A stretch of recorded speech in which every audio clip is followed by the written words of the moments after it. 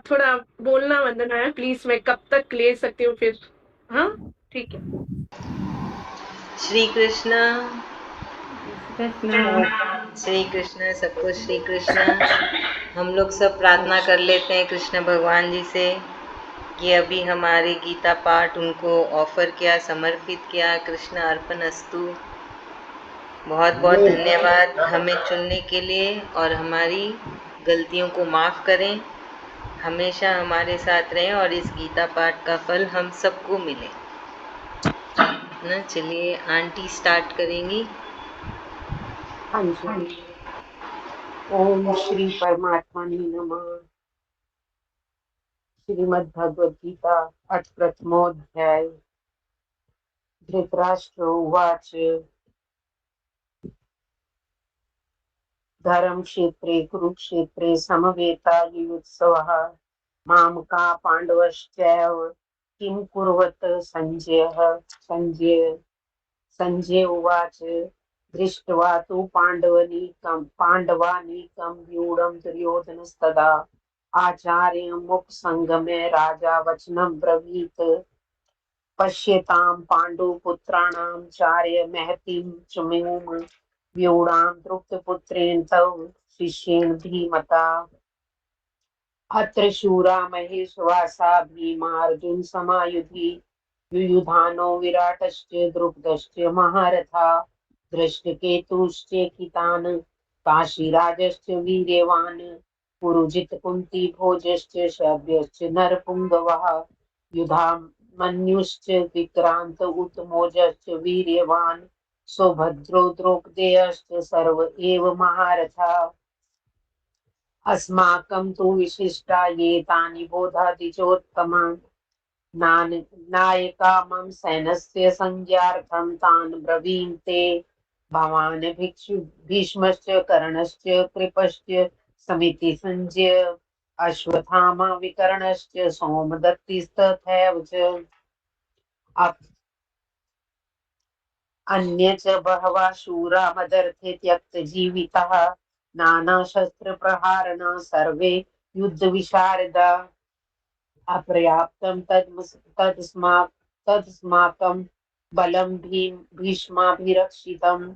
पर्याप्तं त्विदमेतेषां बलं भीमाभिरक्षितम्। अयनेषु च सर्वेषु यथा भागं वस्थितः भीष्ममेवाभिरक्षन्तु भवन्तः सर्व एव हि। तस्य सञ्जनयन् हर्षं कुरु वृद्धा पितामहः। सिंहनादं विन्द्योच्चैः शङ्खं दद्मु प्रतापवान्। ततः शङ्खश्च भैर्यश्च पणवाणक गोमुखा सहसैवभ्यहन्यन्त स शब्दस्तु भवत् ततः श्वेतैः धैर्यैः युक्ते महती स्यनन्दने स्थितो माधवः पाण्डवश्चैव दिव्यो शङ्खो प्रथमतु। पाञ्चजन्यं ऋषिकेशो देवदत्तं धनज्य पौण्ड्रं दद्मु महाशङ्खं भीमकर्मा वृकोदरा।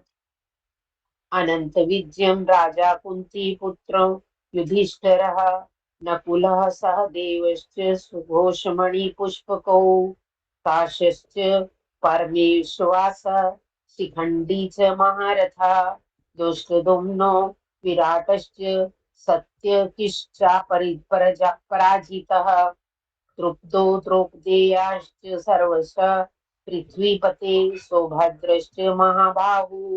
शङ्खान् दद्मु पृथक् पृथक्। सघोषो धार्तराष्ट्रान् हृदयानि व्यादयरत्। नभश्च पृथ्वीं चैव तुमुलो व्यानुनादायन्। अथ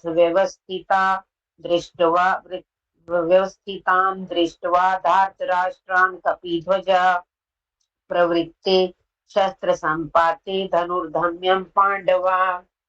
ऋषिकेशं तदा वाक्यविदमहामहीपते। अर्जुनोवाच।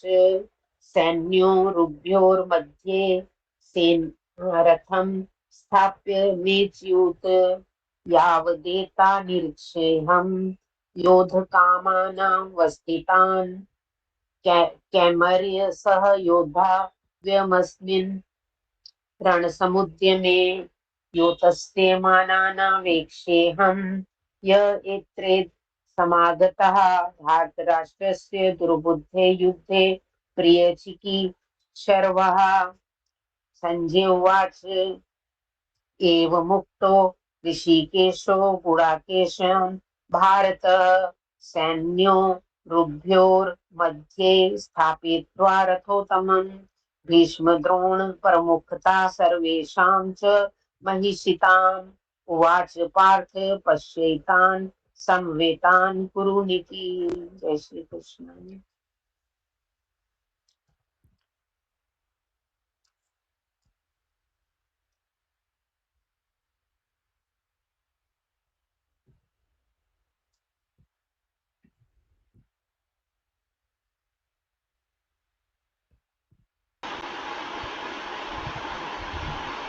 माइक के बटन को प्रेस करिए।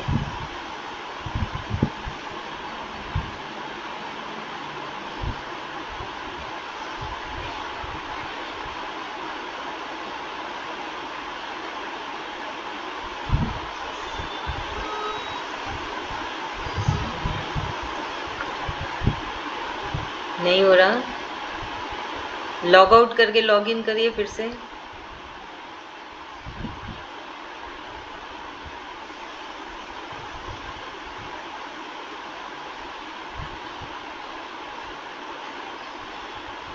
नहीं दिख रहा है, बटन नहीं दिख रहा, तो लॉग आउट करिए भाभी, कॉल कट कर दीजिए, फिर से ज्वाइन करो।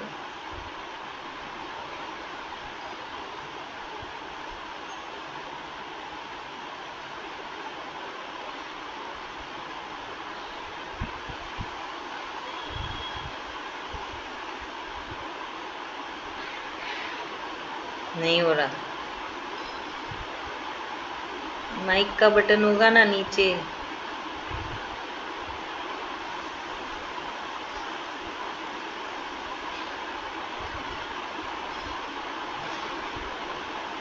नहीं है भाभी। अब हुआ। हाँ अभी हो गया, चलिए करें। जय श्री कृष्णा। हे प्रभु, मेरी श्री गलती को कृष्ण। क्षमा करना। तत्र पश्ये तत्र पश्य स्थितान् पार्थ पितृनथ पितामहान् आचार्यान् मातुलान् भ्रात्रान् पुत्रान् पौत्रान् सखींस्तथा शवसूरा सुहृदिश्च सैन्योरुभयोरपि तान् समीक्ष्य स कौन्तेयः सर्वान् बन्धुवान् वस्थितान् कृपया पर्यविष्टो विषीदान्दं ब्रवीत्। अर्जुन उवाच दृष्ट्वेम सवजनं कृष्णयुयुत्सं समुपस्थितं सीदन्ति मम गत्राणि मुखं च परिशुष्यति वैपत्युश्च शरीरेण मे रोमहर्षजश्च जायते गाण्डीवीं संस्तते हस्तात्वक्चैव परिदह्यते न शक्रोम्यवस्थन्तुं भ्रमतीव च मे मनः निमितानि च पश्यामि विपरीतानि केशव न च श्रेयो अनुपश्यामि हत्वा स्वजना माहवे न काङ्क्षे विजयं कृष्ण न राज्यं सुखानि च किं नो राज्येन गोविन्द कि भोगेव जीवितेन वा येषामर्थे काङ्क्षितं नो राज्यं भोगा सुखानि च त इमेव स्थिता युद्धे प्राणां सत्यक्त्वा धनानि च आचार्यः पितरः पुत्रस्तैव च पितामहः मातुलाः श्वशुराः पौत्राः श्याला सम्बन्धिनस्तथा एतान् हन्तुमिच्छामि घ्नोतपि मधुसूदन अपि त्रैलोक्यराज्यस्य हेतोः किं नो मही कृते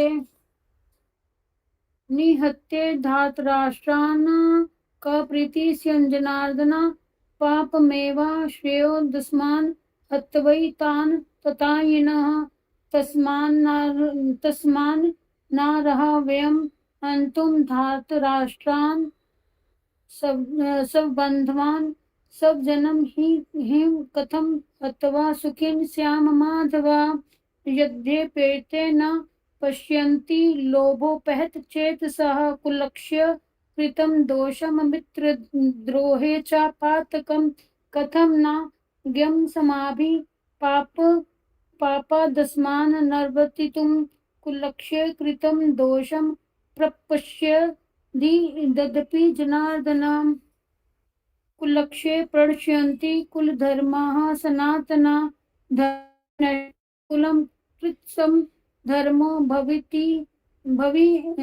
धर्मो भी भवत्युतः अधर्माभि भवात् कृष्णः प्रदुष्यन्ते कुल स्त्रीषु दृष्टासु वार्ष्ण्ये जायते वर्णशङ्करः शङ्करो नरकैव कुलघ्नानां कुलस्य च पतन्ति पितरो येषां लुप्तपिण्डोत्क्रियाः दोषे रहिते कुलघ्नानां वर्णसंकारके उत्साद्यन्ते जाति धर्मः कुलधर्मांश्च शाश्वता उत्साह कुलधर्माणां मनुष्याणां जनार्दन नरके नियतं वासो भक्त्युत्युनुशुश्रमः अहो बत महातं पापं कृतं व्यवस्थिता वयं युद्रज्या सुखलोभेन हन्तुं सब्जन्मद्युता यदि मामा प्रतिकारं शस्त्रं शस्त्रपाण्यं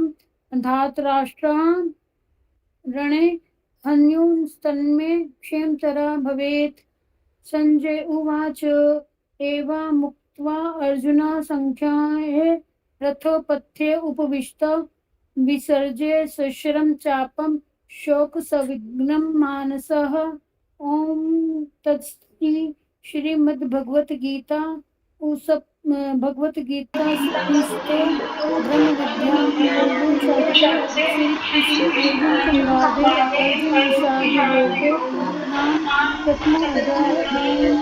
ओम तत्सत हरिओम तत्सत हरिओम तत्सत। थैंक यू भाभी।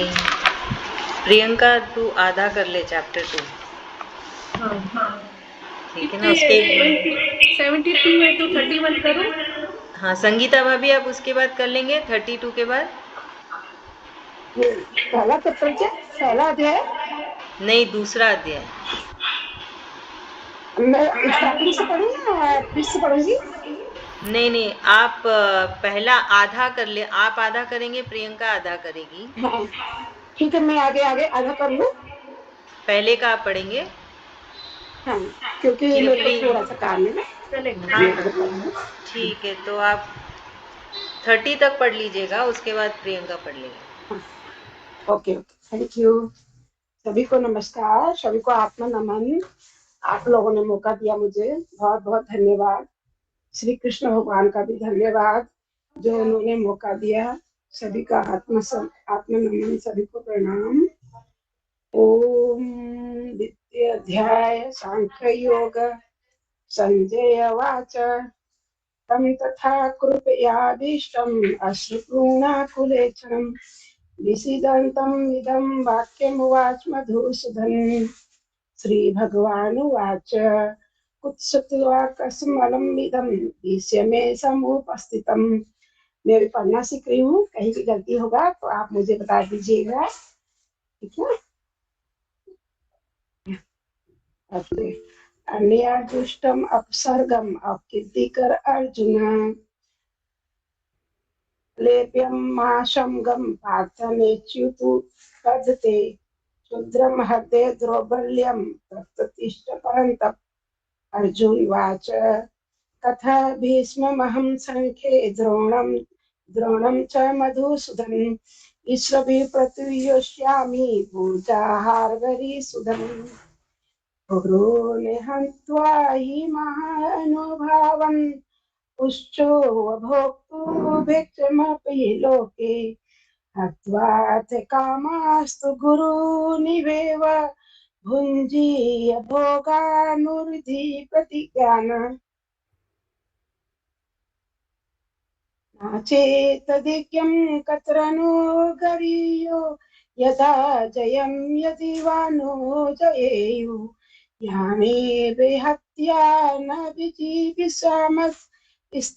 वसिता प्रमुखे धार्तिराष्ट्र कार्पण दोष पहत स्वभाव पुच्छामि त्वां धर्म समूढ़चेता यच्छेय शल्या निश्चित गृहीतन्मे शिष्यतः साधि मां त्वां प्रपन्नम् न हि प्रपश्यामि ममापनुदयात् इच्छोकमुच्छोकशनमिन्द्रियाणम् अवाप्य भूमा वस पत्रमुद्रं राज्य सुनापि चाधिपत्यम् संजय वाच एवमुक्ता ऋषिकेश गुडाकेशन् परन्तप न योऽस्य इति गोविन्दमुक्त्वा तृष्णी बहुवः तमुवाचे ऋषिकेश प्रश्नचिह्न भारत सेनयोरुभयो मध्ये विषीदन्तम् इदं वचः श्रीभगवान् उवाच अशोच्यान्यवशोचस्तस्व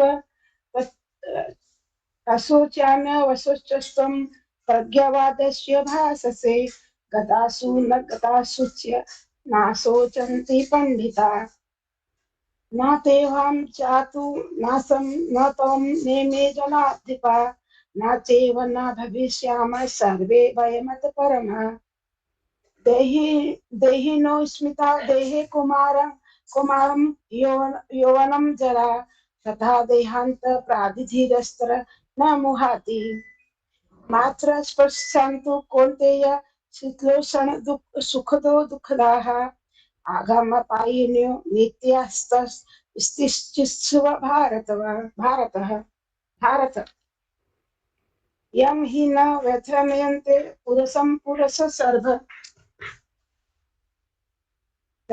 सं दुःख सुखं धीरं स्वमूर्त्राय कल्पते नासतो विदते भावे न भावे विदते सत उभयोऽपि दृष्टन्तस्तो नयोस्तस्तदर्शिभिः अविनाशी तु sorry, अविनाशी तु तत्विधि येन सर्वमिदं ततं विनाशमवयस्यास्य न कश्चित् तु मयर्ति अनन्तवन्त इमे देवा नित्यस्योक्ता शरीरिण अनासीनो प्रेमेस्य तस्मादुद्देश्य भारत एनं वेति हन्तारं यस्येनं मन्यते हतम् उभोतो न विजानीतो नायं हन्ति न हन्यते न जायते म्रियते वा कदाचिन् नाय भूत्वा भविता वा न भुव अजो नित्य शाश्वतं पुराणो हन्यते हन्माने शरीरे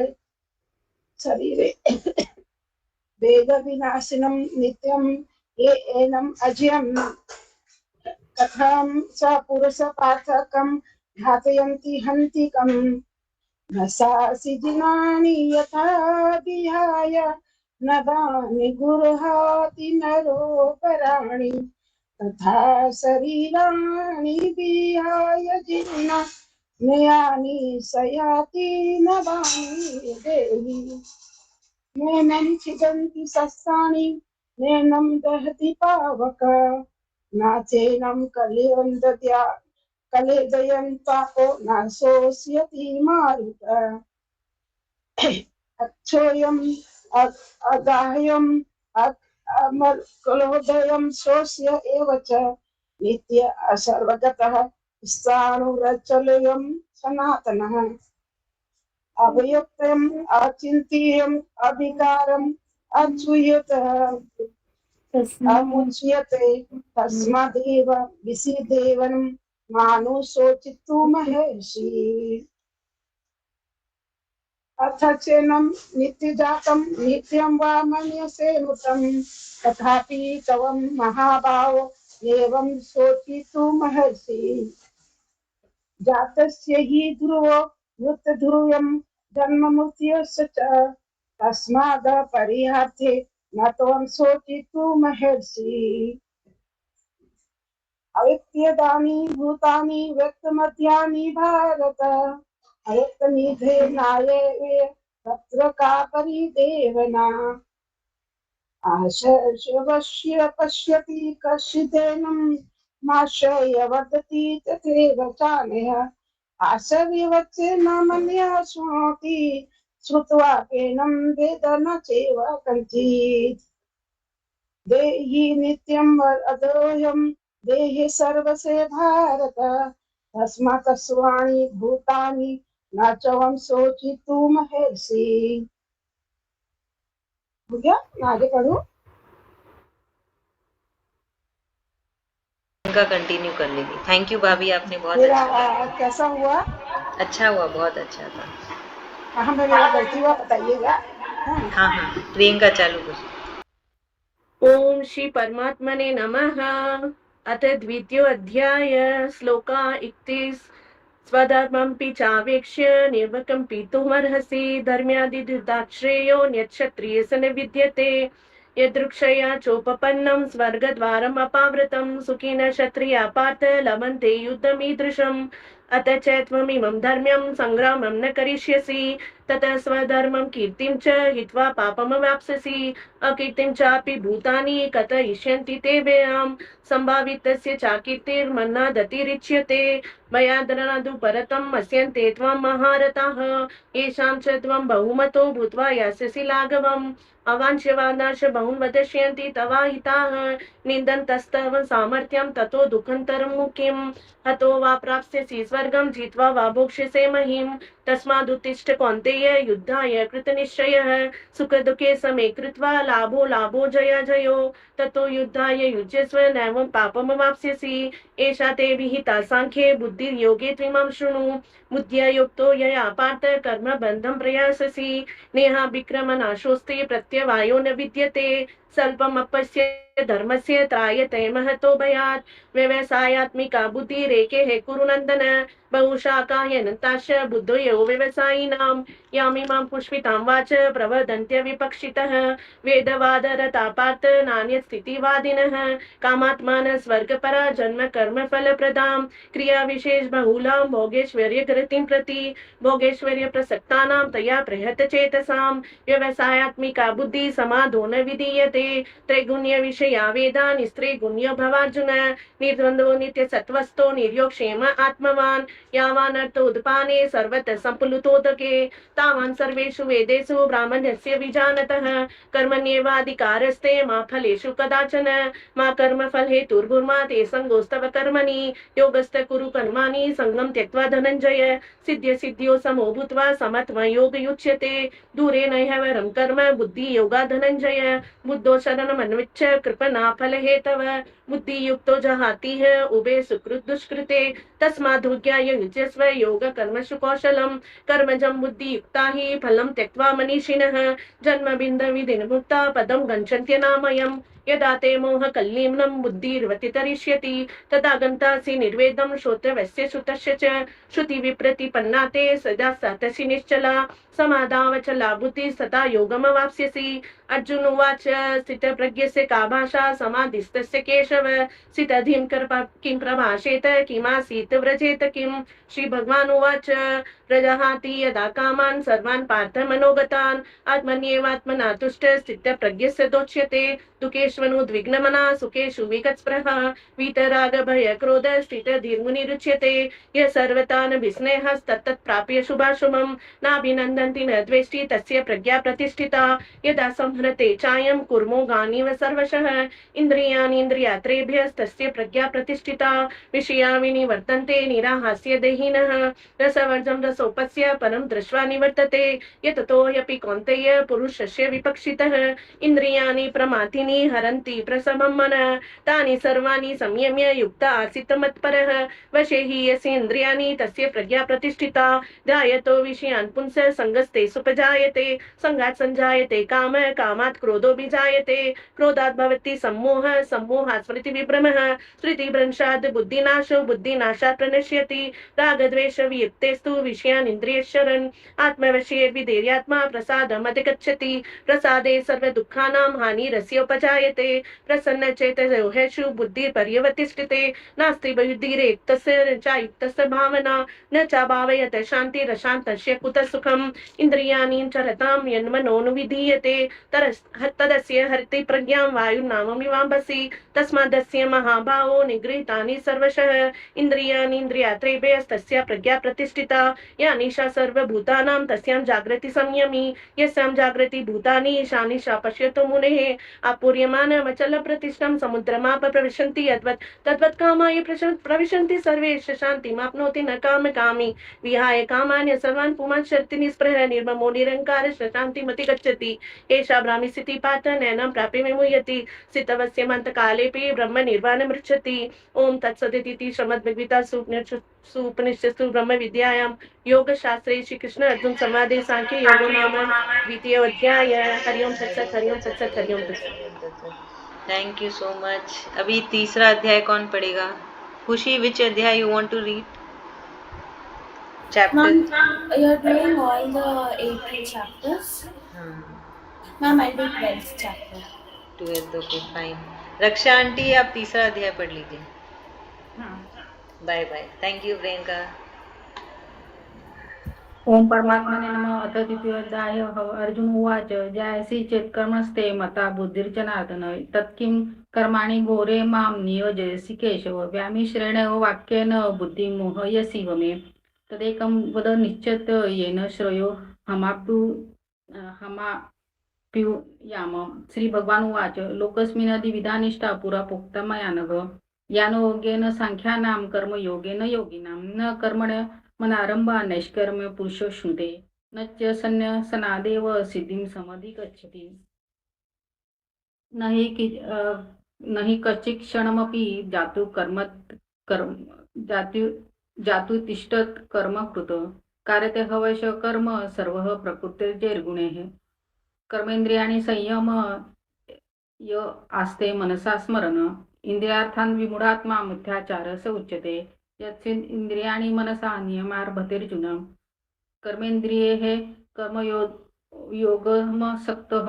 स विशिष्यते नियतं कुरु कर्म त्वं कर्म जायो हय कर्मणः शरीरयात्रापै च तेन प्रसिद्धेत कर्मणः यज्ञार्थात् कर्मण्यन्त्र लोकयं कर्मबन्धनं तदर्थं कर्म कौन्तेय मुक्तसंगः समाचर सह यज्ञ प्रजाः सृष्ट्वा पुरोवाच प्रजापतिः अनेन प्रसविष्यध्वमेष वस्तिष्ठ कामधुक देवान् भावयतानेन ते देवा भावयन्तो वः परस्परं भावयन्तः श्रेयः परमा वाप्यसि इष्टान् भोगान् हि वो देवा दास्यन्ते ज्ञान यज्ञ भाविताः ते दत्तान् प्रदयोभ्यो यो भोक्तेस्तेन एव सः यज्ञशिष्टशिन सुसन्तो मुच्यते सर्वकिल्बिषैः भुज्यन्ते ते तगं पापा ये पञ्चात्मात् कर्म कारणात् अन्नात् भवति भूतानि पर्जन्यात् संभवः यज्ञात् भवति पर्जन्यो यज्ञः कर्म समुद्भवः कर्म ब्रह्मोद्भवं विधि ब्रह्माक्षर समुद्भवम् तस्मात् सर्वगतं ब्रह्म नित्यं यज्ञे प्रतिष्ठितम् एव प्रवर्तितं चक्रं नानुवर्तीयतिह यः अघार्युन्द्रियरामौ मोघं पार्थ स जीवति यस्मात् मरतिरेव साध्यात्मात्युक्तश्च मानवः आत्मनेव च सन्तुष्ट तस्य कार्य न विद्यते न तस्य कृतेनार्थो नाकृतेनः कश्चन न चास्य सर्वभूतेषु कश्चिदर्थव्यपाश्रयः तस्मात् सक्तः सततं कार्य कर्म समाचर असक्तो हयचर कर्म परमाप्नोति पुरुषः कर्मणेव संसिद्धिमास्थिता जनकादयः लोकसंग्रहमेवापि संपश्चन् कर्तुमर्हसि यददाचरति श्रेष्ठस्तत् देवतरो जनः स यत् प्रमाणं कुरुते लोकस्तनदनुवर्तते न मे पार्थास्ति कर्तव्यं त्रिषु लोकेषु किंचन नानुव्याप्तमव्याप्तव्यं वर्त एव च कर्मणि यदि हयं न वर्तेयं जातु कर्मण्यन्त इंद्रियतः मम वर्तमानो वर्तन्ते मनुष्या पार्थ सर्वश उत्सेदेयुरिमे लोका न कार्यं कर्म चेदहं संगकरस्य च कर्ता स्यामुपहन्यामिमाः प्रजाः सक्ताः कर्मण्यन्ति विद्वांसो यथा कुर्वन्ति भारत कुर्यात् विद्वांस तथा सक्तचिकीर्ष लोकसंग्रहं न बुद्धिभेदं जनयज्ञानां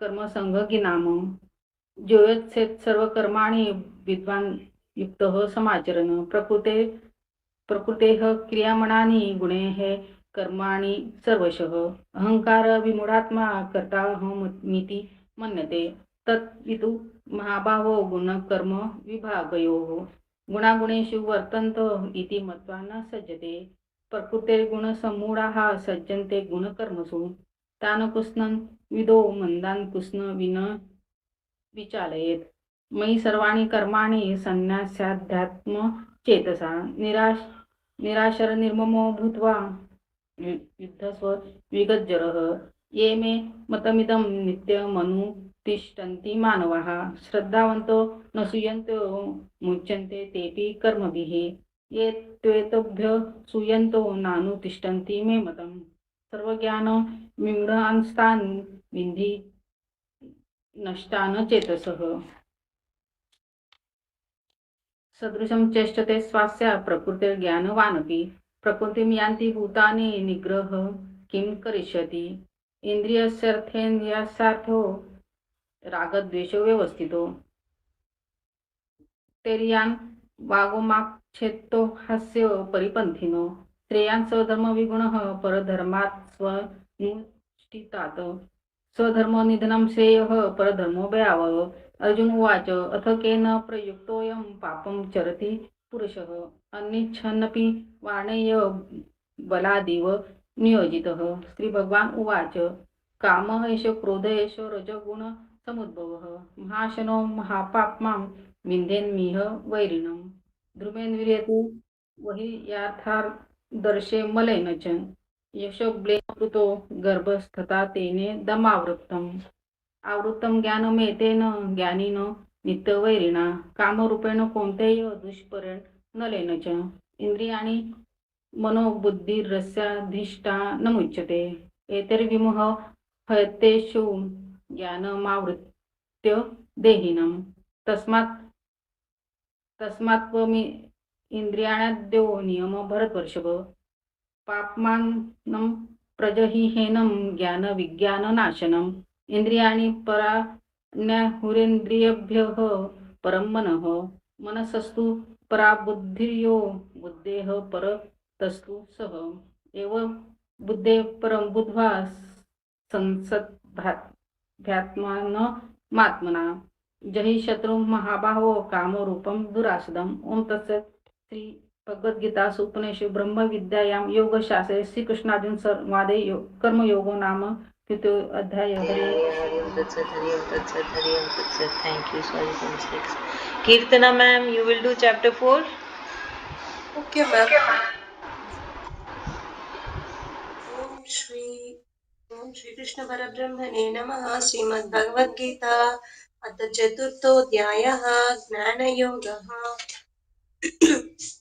श्रीभगवानुवाच इमं विवस्वते योगं प्रोक्तवानहमव्ययम् विवस्वान् मनवे प्राह मनुरिक्ष्वाकवे ब्रवीत् एवं परम्परा प्राप्तमिमं राजर्षयो विदुः सकाले नेह महता योगो नष्टः परन्तप स एवायं मया तेऽद्य योगः प्रोक्तः पुरातनः भक्तोऽसि मे सखा चेति सत्यं ह्येतदुत्तमम् अपरं भवतो जन्म परं जन्म विवस्वतः कथमेतद्विजानीयाम् त्वमादौ प्रोक्तवानिति बहूनि मे व्यतीतानि जन्मानि तव चार्जुन तान्यहं वेद सर्वाणि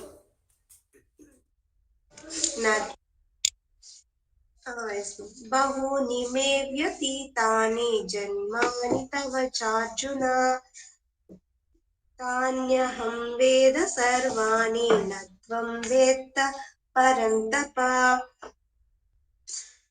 अजोऽपि सन्नव्यात्मना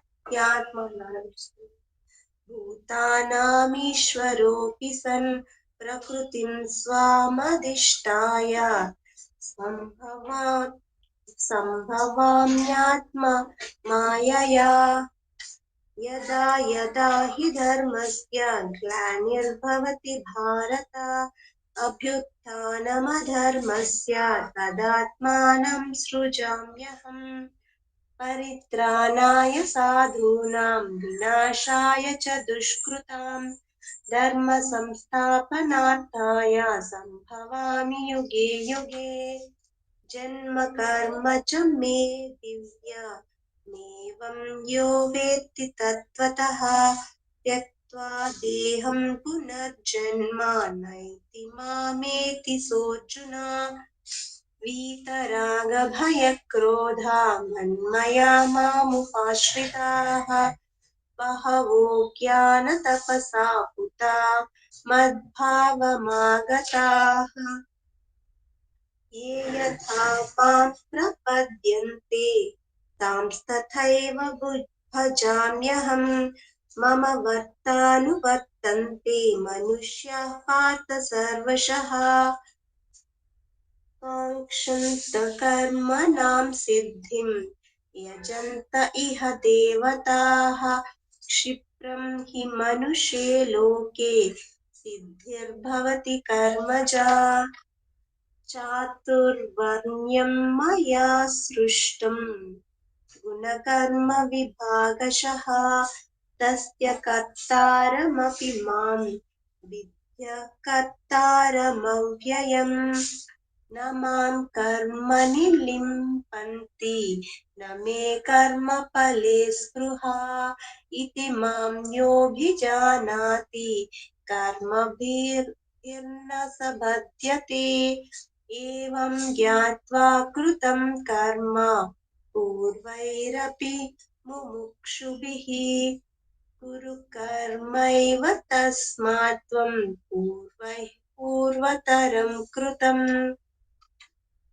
किं कर्म किमकर्मेति कवयोऽप्यत्र मोहिताः तत्ते कर्म प्रवक्ष्यामि यज्ञात्वा मोक्षसे शुभात् कर्मणो ह्यपि बोद्धव्यं च विकर्मणः अकर्मणश्च बोद्धव्यं गहना कर्मणो गतिः कर्मण्यकर्म यः पश्यद कर्मणि च कर्म यः स बुद्धिमान् मनुष्येषु स युक्तः कृत्स्नकर्म कृत्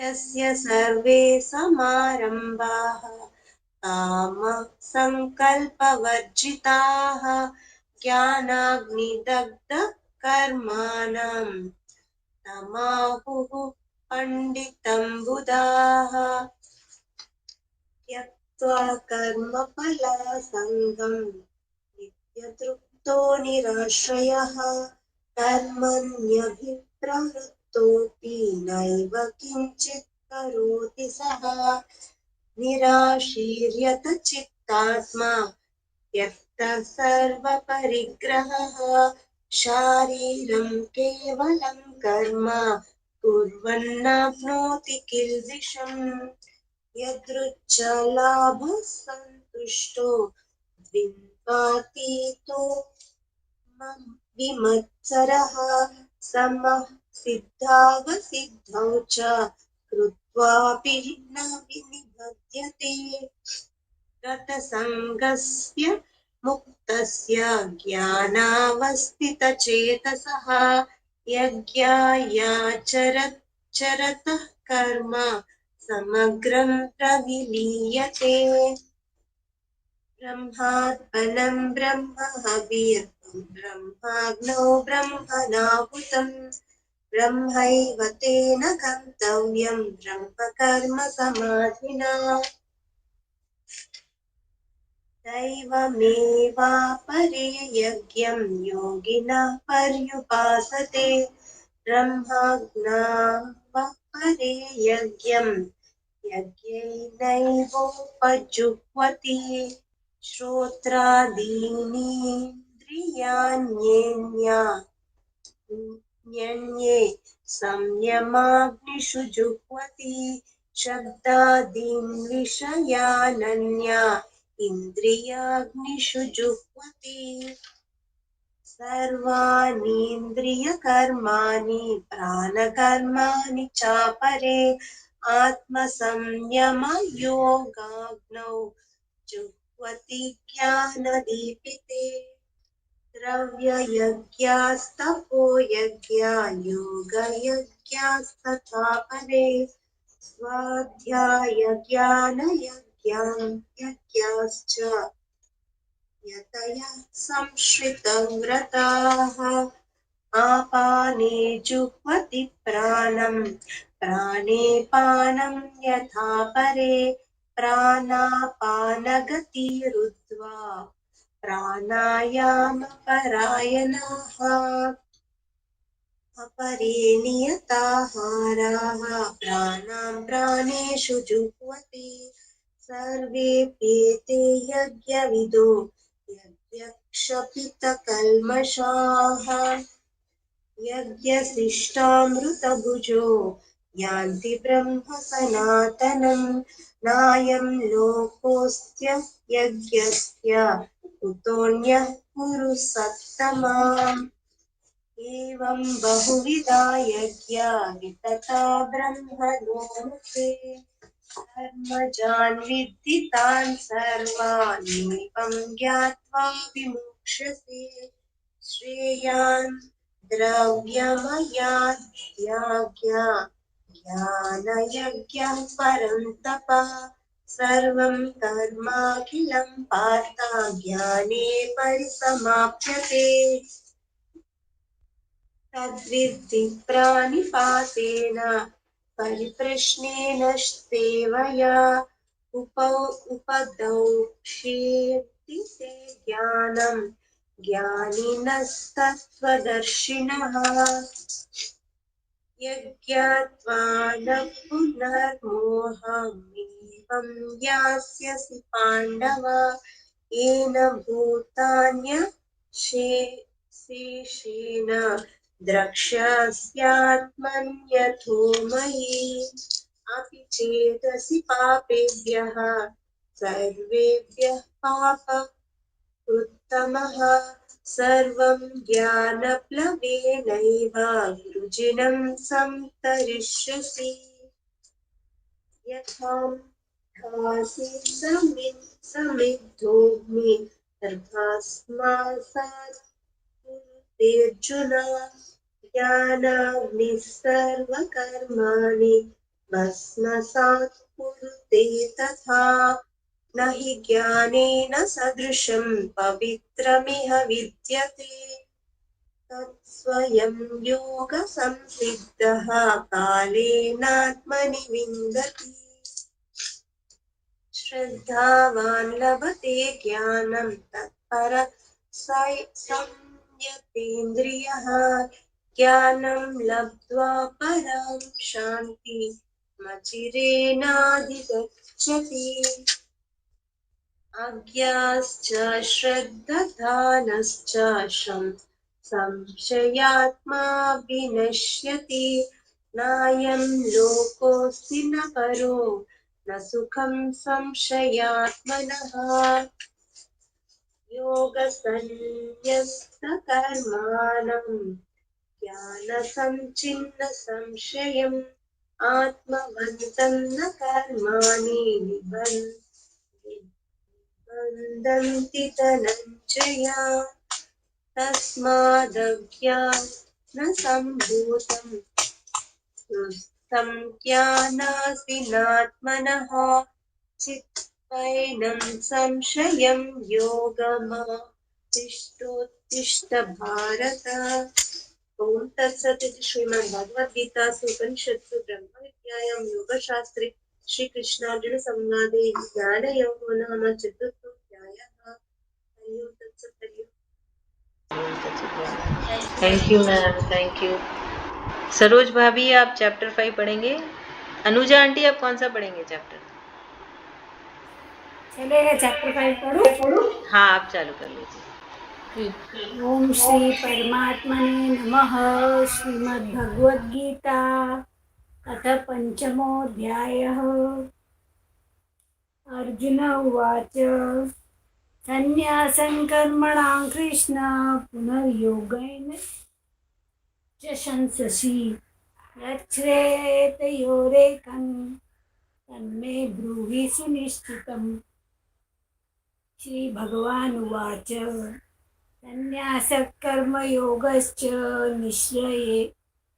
निःश्रेयस्तरावुभौ तयोस्तु कर्मसन्न्यासात् कर्मयोगो विशिष्यते। ज्ञेयः स नित्यसन्न्यासी यो न द्वेष्टि न काङ्क्षति निर्द्वन्द्वो हि महाबाहो सुखं बन्धं प्रमुच्यते। सांख्ययोगो पृथक् बालाः प्रवदन्ति न पण्डिताः एकमुप्यास्थितः सम्यग् उभयोर्विन्दते फलम्।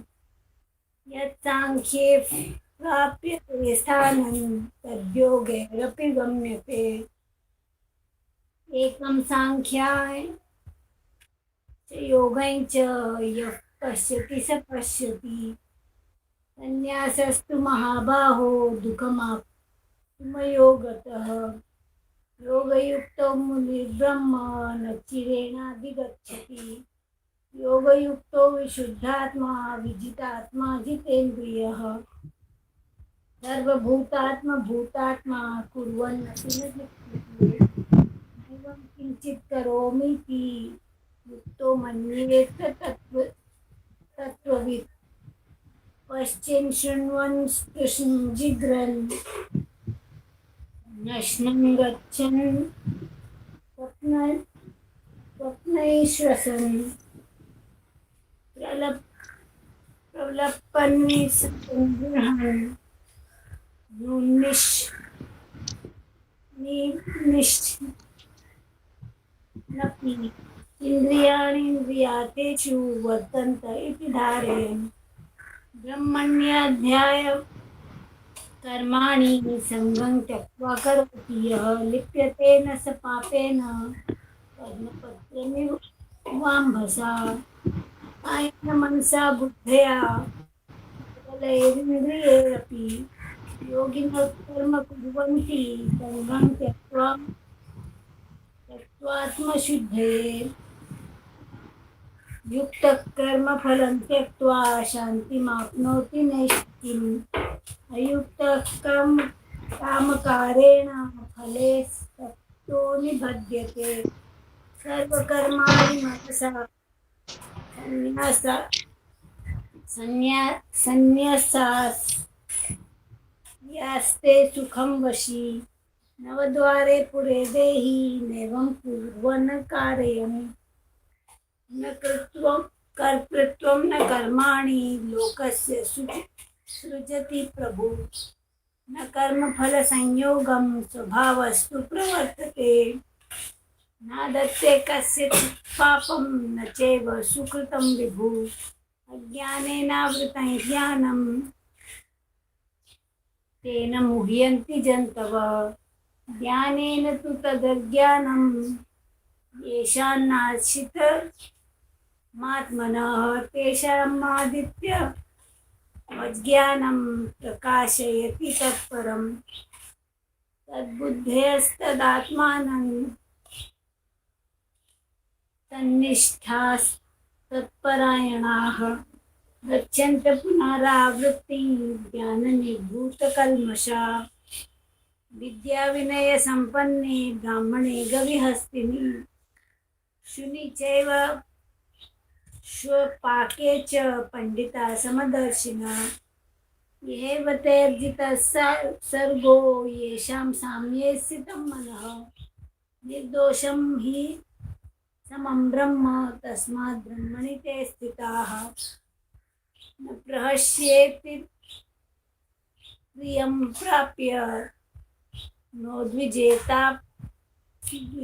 प्राप्य चाप्रियं स्थिरबुद्धिरसम्मूढो ब्रह्मविद् ब्रह्मणि स्थितः ब्रह्मस्पर्शेषु सक्तात्मा विन्द्यात्मनि यत् सुखं स ब्रह्मयोगयुक्तात्मा सुखमक्षयमश्नुते ये हि संस्वपृष्ठा दुःखयोनय एव ते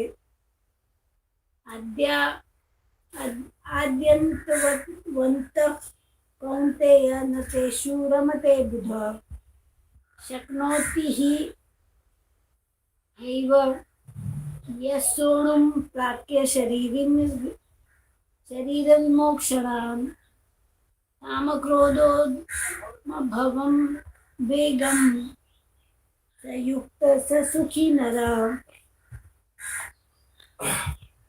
योऽन्तःसुखो अन्तराराम तथान्तर्ज्योतिरेव यः स योगी ब्रह्मनिर्वाणं ब्रह्मभूतो विगच्छति लभन्ते ब्रह्मनिर्वाणं ऋषय क्षीणकल्मषा छिन्ने द्वैधा यतात्मानः सर्वभूतहिते गताः कामक्रोधवियुक्तानां यतीनां यतचेतसाम् अभितो ब्रह्मनिर्वाणं वर्तते विदितात्मनां स्पर्शान् कृत्वा बहिर्बाह्यांश्चक्षुश्चैवान्तरे भुवो प्राणापानो समो युक्ता समो कृत्वा नासाभ्यन्तरचारिणो यतेन्द्रियमनोबुद्धिर्मुनिर्मोक्षपरायणः विगतेच्छा भयक्रोधो यस सदा मुक्त एव स भोक्तारं यज्ञतपसां सर्वलोकमहेश्वरं सुहृदं सर्वभूतानां ज्ञात्वा मां शान्तिमृच्छति। ओम तत्सदिति श्रीमद्भगवद्गीतासु उपनिषत्सु ब्रह्मविद्यायां योगशास्त्रे श्रीकृष्णार्जुनसंवादे कर्मसन्न्यासयोगो नाम पञ्चमोऽध्यायः। अर्पणमस्तु। हरे नमः हरे नमः श्री कृष्ण अर्जुन कथा। थैंक यू आंटी सरोज बा। श्रवण यू विल डू 7। हाँ जय श्री कृष्ण सरोज बा। You will do 7 and 8 right श्रवण?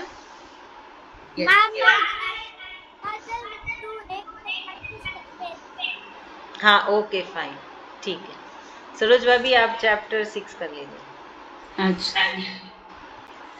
ओम श्री परमात्मने नमः। अथ षष्ठोऽध्यायः। श्रीभगवान् उवाच अनाश्रित्य कर्मफलं कार्यकर्म करोति यः स सन्न्यासी च योगी च नाना निरग्निर्चाक्रियः यं सन्न्यासमिति प्राहुर्योगं तं विद्धि पाण्डव नाहयत् सन्न्यासस्त संकल्पो योगी भवति कश्चन आरुरुखो मुनिर्योगं कर्म कारणमुच्यते योगारूढस्य तस्यैव समः कारणमुच्यते यदा हीनेन्द्रियार्थेषु न कर्मष्वनुसज्जते सर्वसंकल्पसन्न्यासी योगारूढस्तदोच्यते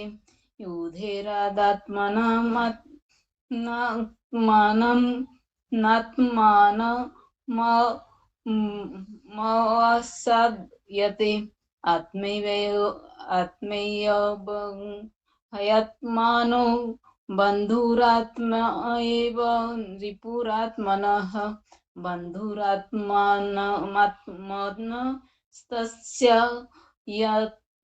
येनात्मैवात्मना जिताः अनात्मानस्तु शत्रुत्वे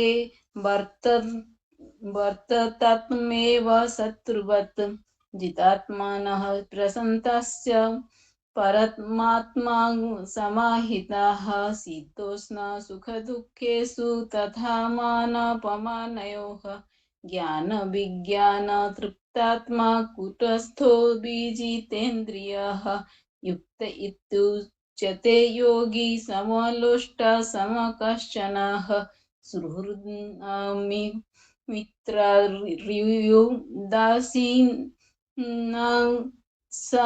मध्यस्थद्वे स्वबन्धुषु साधुष्वपि च पापेषु समबुद्धिर्विशिष्यते योगी युज्येत सततात्मात्मानं रहसि स्थितः एकाकी यत् चितात्मा निराशीरपरिग्रहः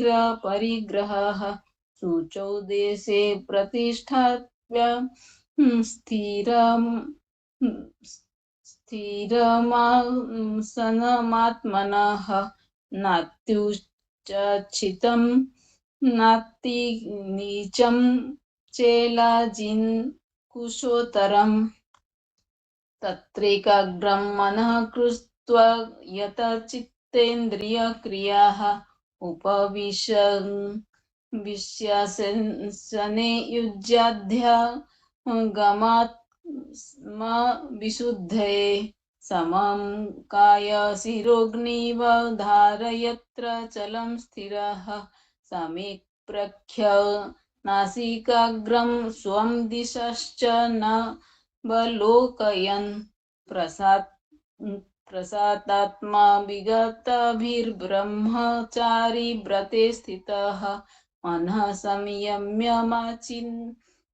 युक्त आसीत मत्परः युज्येनेवं सदात्मानं योगी नियतमानसः शान्तिं निर्वाण परमं मत्त संस्थोमधिगच्छति नात्यश्रद्धस्तु योगस्ति न कश्चैकान्त मनस्रतः न चाति स्वप्नशीलस्य जाग्रतो नैव चार्जुन युक्तहारविहारस्य युक्तचेष्टस्य कर्मसु युक्तस्वप्नबलोऽध्यस्य योगो भवति दुःखः यदा विनियतं चित्तमात्मनेवावतिष्ठते निःस्पृहः सर्वकामेभ्यो युक्त इत्युच्यते तदा यथा दीपो निवास्तस्थो नङ्गते सोपमा स्मृता योगिनो यत चित्तस्य युज्यतो योगमात्मनः यत्र परमते चित्तं निरुद्धं योगसेवया यत्र चैवात्मनात्मानं पश्यन्नात्मनि तुष्यति सुखमात्मयन्तिकं यतद्बुद्धिग्राह्यमतीन्द्रियं वेति यत्र च न चैवायं स्थितश्चलति तत्त्वतः यं लब्ध्वा चापरं लाभं मन्यते नाधिकं ततः यस्मिन् स्थितो न दुःखेन गुरुणापि विचालयत् तं विद्यात् दुःखसंयोगं योगसङ्गितं स निश्चयेन युक्तव्यो योगनिर्वाण चेतसा संकल्पप्रभावो कामस्थितयकत्वं स स्वनाशेषतः सर्वानशेषतः मनश्चैवेन्द्रियग्रामं विनियस्य समन्ततः शनैरुपमेद्बुद्धया धृतिगृह्यतया आत्मसंस्थं मनः कृत्वा न कश्चिदपि चिन्तयत् यतो निश्चरति मनश्चञ्चलमस्थिरं तत्तस्ततो नियम्य तदात्मान्येव वंशं नयत्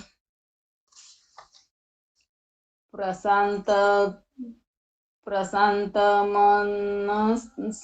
ह्योनं योगिनं सुखमुत्तमम् उपेति शान्तरजसं ब्रह्मभूतमकल्मषम् युज्यनेत्वं सदात्मानं योगी विगतकल्मषः सुखेन संस्पर्शमत्यन्तं सुखमश्नुते सर्वभूतस्थमात्मानं सर्वभूतानि चात्मनि इक्ष्यते योगो युक्तात्मा सर्वत्र समदर्शनः यो मां पश्यति सर्वत्र सर्वं च मयि पश्यति तस्याहं न प्रणश्यामि स च मे न प्रणश्यति सर्वभूतस्थितं यो मां भजन्ते स्थिताः सर्वथा वर्तमानोऽपि स योगी मयि वर्तते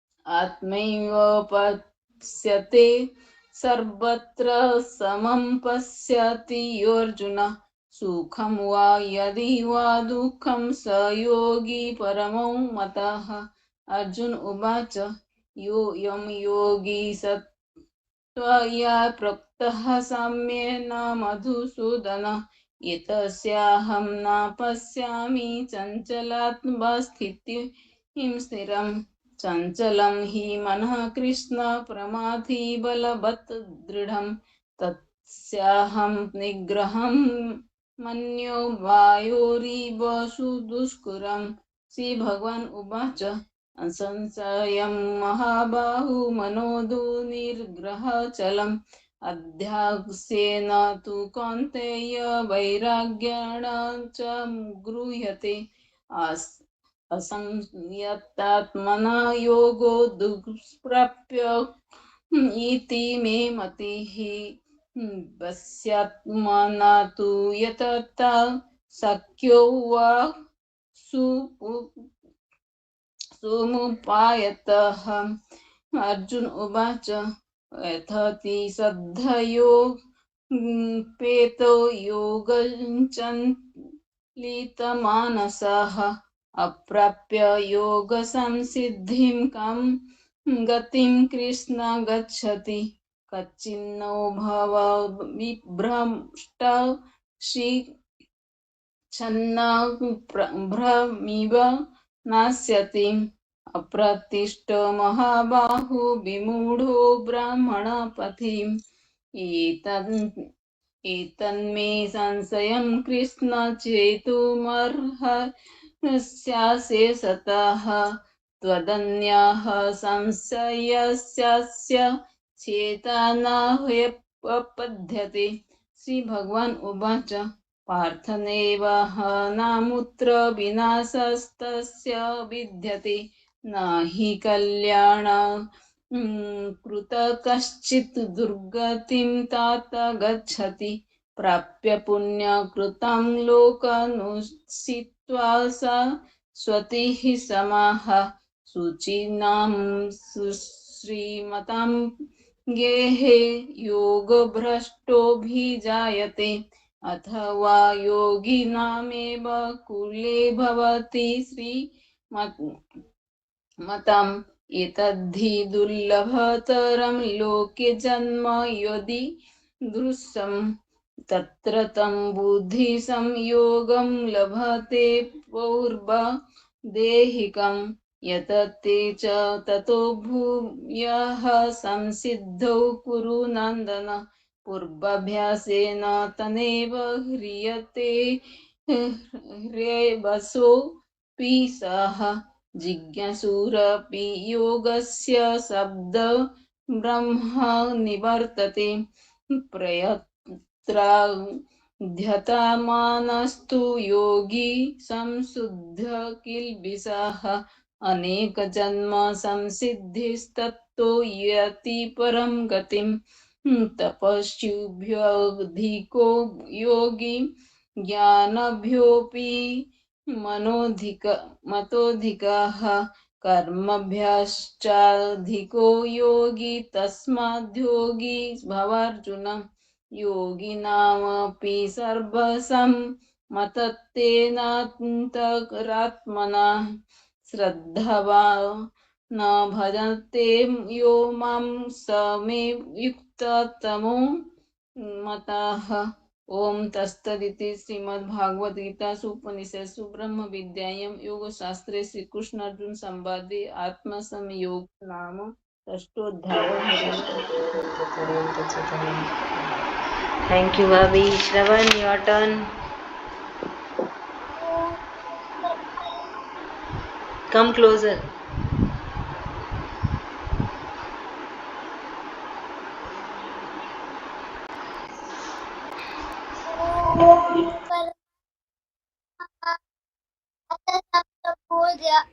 अतः श्रीभगवान् उवाच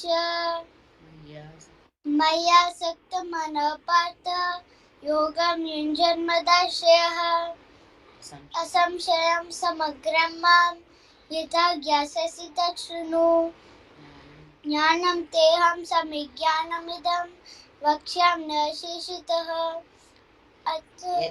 यज्ञात्वा नेह भूयोऽन्यः ज्ञात्वा नामवशिष्यते मनुष्याणां सहस्रेषु कश्चिद् यतति सिद्धये यततामपि सिद्धानां कश्चित् नाम वेत्ति तत्त्वतः भूमिरापो नलो वायुः कमनो बुद्धिरेव च अहंकार इति यं मे भिन्ना प्रकृतिरष्टधा भूमि अपरेयमितस्त्वन्यां प्रकृतिं विद्धि मे परां जीवभूत महाभावो येदं धारिते जगत् एतद्योनीनि भूतानि सर्वाणि उपपद्यत अहं कृष्णस्य जगतः प्रभवः प्रलयस्तदा मत्तः परतरं नान्यत् किञ्चित् अस्ति धनञ्जय मयि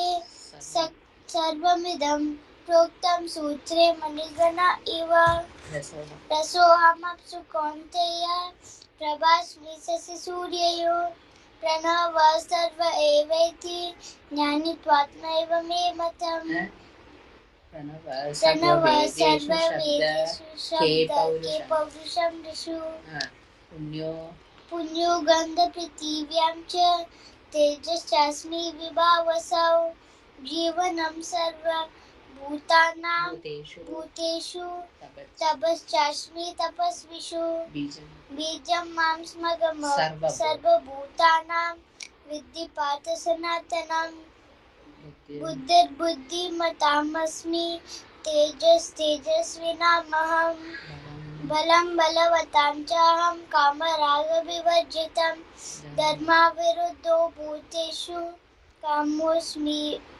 भरतर्षभ ये चैव सात्विका भावा राजशास्त्रान्मनसे मत्त एवेति कौन्तेय तान्यद्वि नत्वहं तेषु देमयि त्रिभिर्गुणमयद्भावे देवे सर्वमिदं जगत् मोहितं नाभिनानाति मामे वेशस्य परमव्ययम् देवी हेषा गुणमयी मम माया दुरत्ययान् माह्येन प्रपद्यन्ते मायामेता तरन्ति ते न मां दुष्कृतिनो मूढ प्रपद्यन्ते कलेवरनराधमः मायया परितज्ञानम् आसुरं भावमाश्रितः चतुर्विधा भजन्ते मां जनानां पुण्य सुकृतोऽनुजना आतो जिज्ञासु नर्तति ज्ञानी च भरतर्षभ तेषां ज्ञानी नित्ययुक्त एकभक्तिर्विशिष्यति प्रियो हि ज्ञानिनो चेत् महं स च मम प्रियः उदारः सर्व एवेति ज्ञानित्वात्मैव मे मतम् आस्तित स हि युक्तात्मा मामेव विहितान् तमां गतिं बहूनां जन्मनामन्दे जनानां पुण्यकर्मणां ज्ञानवान् प्रपद्यते वासुदेव सर्वभीति समहात्मा सुदुर्लभ कामे सेस्ते हृदज्ञानां प्रपद्यन्ते कलेवरं न देवता तं नियमास्ताय प्रकृत्या वेता स्वया यो यं च भक्ता श्रद्धया चितुमिच्छति तस्य राधा तस्याचलां श्रद्धां तामेव विहितान्विताम् सतया श्रद्धया युक्तः धनमिहते लभते च तत् ज्ञानं तदा कामान् व्यैव विहितान् हितान् अन्धवत्तु फलं तेषां तद्भवत्यल्पमेधसां देवा देवयजो यान्ति मद्भक्तानुयान्ति मामपि अव्यक्तं व्यक्तः सर्व व्यक्तिमापन्नं मन्यते माम बुद्धयः परं भावयजो मामवजानन्दो ममाव्ययमनुत्तमम् नाहं प्रकाश सर्वस्य योगं मया समावृतः मूढोऽयं नाभिजानाति योगो मामजमव्ययम् वेदाहं समतीतानि वर्तमानानि च अर्जुन भविष्यानि च भूतानि मां तु वेत्तन कश्चन इच्छाद्वेषसमुत्थेन द्वन्द्वमोहेन भारत सर्वभूतानि सम्मोहं सर्गे यान्ति परन्तप येषां त्वन्तगतं पापं जनानां पुण्यकर्मणां ते द्वन्द्वमोहनिर्मुक्ता भजन्ते मां मधुद्बुधः जरामरणमोक्षाय मामाश्रिता यतन्ति ते ब्रह्मा मोहनं तद्विदो कृष्ण मद्या कर्म चाखिलं साधिभूतानि दैवं मां साधियज्ञ च विदुः प्रयान्तां यान्ति तं प्रयाणकालेऽपि च मां ते विदुर्युक्त चेतसः ॐ तत्सदिति श्रीमद्भगवद्गीता उपनिषत् श्री कृष्ण अर्जुन संवाद ज्ञान विज्ञान योग नाम सप्तमोऽध्याय। वो आंटी पढ़ेंगे अभी। कौन सा अध्याय चल रहा है? अभी 8वां। ठीक है, मैं तय करती हूँ। पापा जी बीमार रहती उसके बाद बोलती हूँ। षष्ठमोऽध्यायः अर्जुन उवाच किं तद्ब्रह्म किमध्यात्मं किं कर्म पुरुषोत्तम अधिभूतं च किं प्रोक्त मदीदेवं किमुच्यते अधियज्ञकथं कोत्र देहेऽस्मिन् मधुसूदन प्रयाणकाले च कथं ज्ञेयो नियतात्मभिः।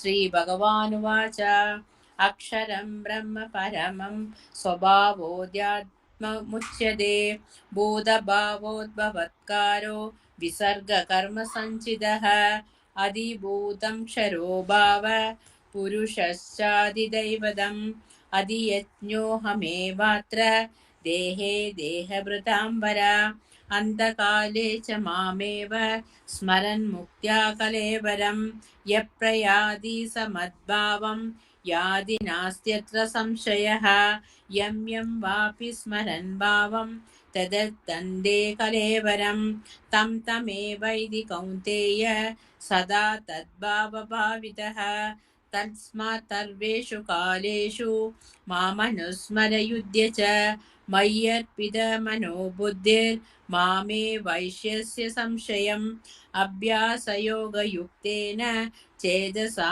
नान्यगामिना परमं पुरुषं दिव्यं यादि पार्थानुचिन्तयन् कविं पुराणमनुशासीत् तारमणोरणीयां समनुस्मरेद्यः सर्वस्य दातारमचिन्त्य रूपमादित्यवर्णं तमसः परस्तात् प्रयाणकाले मनसाचलेन भक्त्या युक्तो योगबलेन चैव भ्रुवोर्मध्ये प्राणमावेश्य सम्यक् सदरं परं पुरुषमुपैति दिव्यं यदक्षरं वेदविदो वदन्ति विशन्ति यद्यतयो वीतरागः यदि छन्दो ब्रह्मचर्यं चरन्ति तत्ते पदं संग्रहेण प्रवक्ष्ये सर्वद्वाराणि संयम्य मनोहृदि निरुध्य च मूर्धन्यादायात्मनः प्राण आस्तिदो योगधारणाम्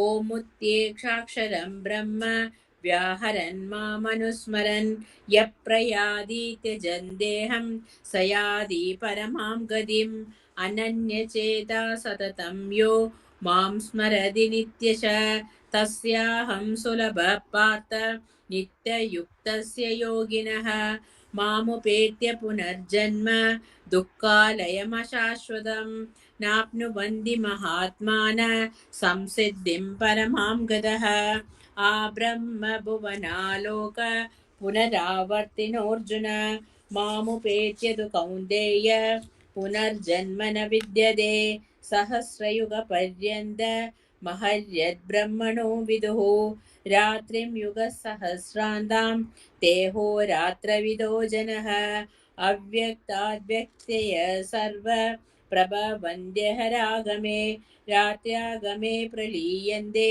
तत्रैवाव्यक्तसञ्जके भूतग्राम स एवायं भूत्वा भूत्वा प्रलीयते रात्र्यागमे वश पार्थ प्रभवत्यहरागमे परस्तास्मात् भावोऽन्यो व्यक्तो व्यक्ताल् सनातना यशः सर्वेषु भूतेषु नश्यन्तो न विनश्यति अव्यक्तोऽक्षर इत्युक्त स्तमाहु परमां गतिं यं प्राप्य न निवर्तन्ते तद्धाम परमं मम पुरुषः स परं पार्थ भक्त्या लभ्यस्त्वनन्या यस्यान्तस्तानि भूतानि येन सर्वमिदं तदं यत्र काले त्वनावृत्ति मावृत्तिं चैव योगिनः प्रयाता यान्ति तं कालं वक्ष्यामि भरतर्षभ अग्निर्ज्योतिरः शुक्ल षण्मासा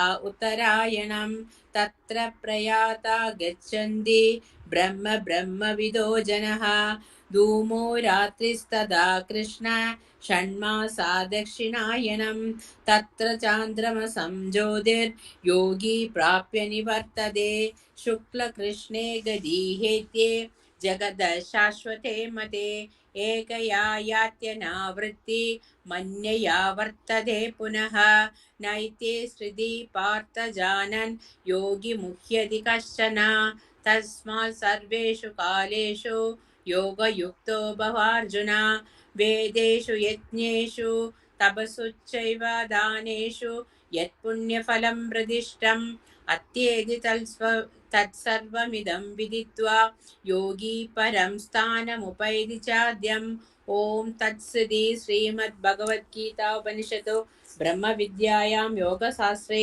श्रीकृष्णार्जुनसंवादे अक्षरब्रह्मयोगो नामाष्टमोऽध्यायः। Thank you aunty, thank you so much. Ranjita भाभी है, आप चैप्टर 9 कर लेंगे? हाँ।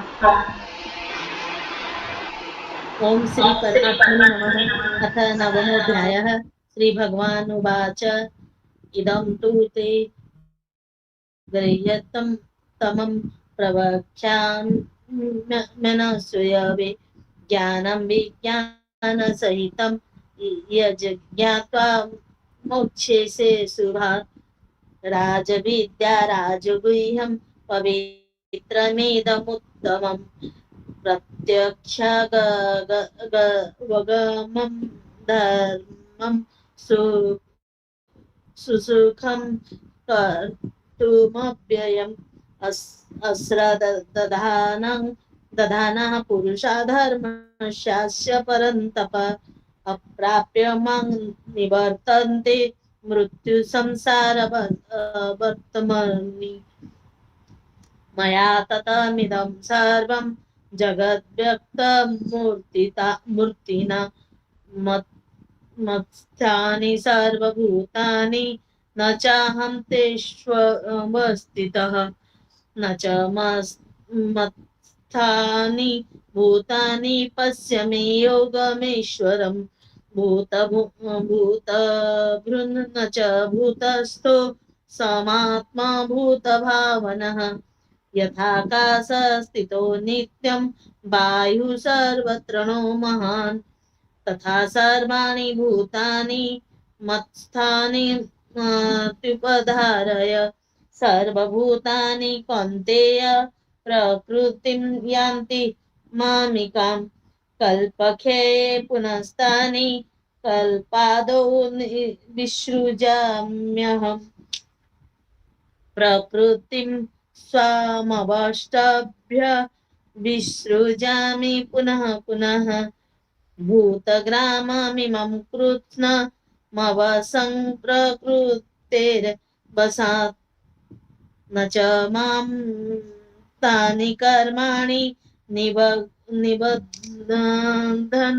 निबध्नन्ति धनञ्जय उदासीन मसक्तं तेषु कर्मसु मयाध्यक्षेण प्रकृतिः सूयते सचराचरं हेतुनानेन कौन्तेय जगद्विपरिवर्तते अवजानन्ति मां मूढा मानुषीं तनुमाश्रितं परं भावमजानन्तो मम भूतमहेश्वरम् मोघासा मोघ कर्माणो मोघज्ञाना विचेतसः राक्षसीमासुरीं चैव प्रकृतिमोहिनीं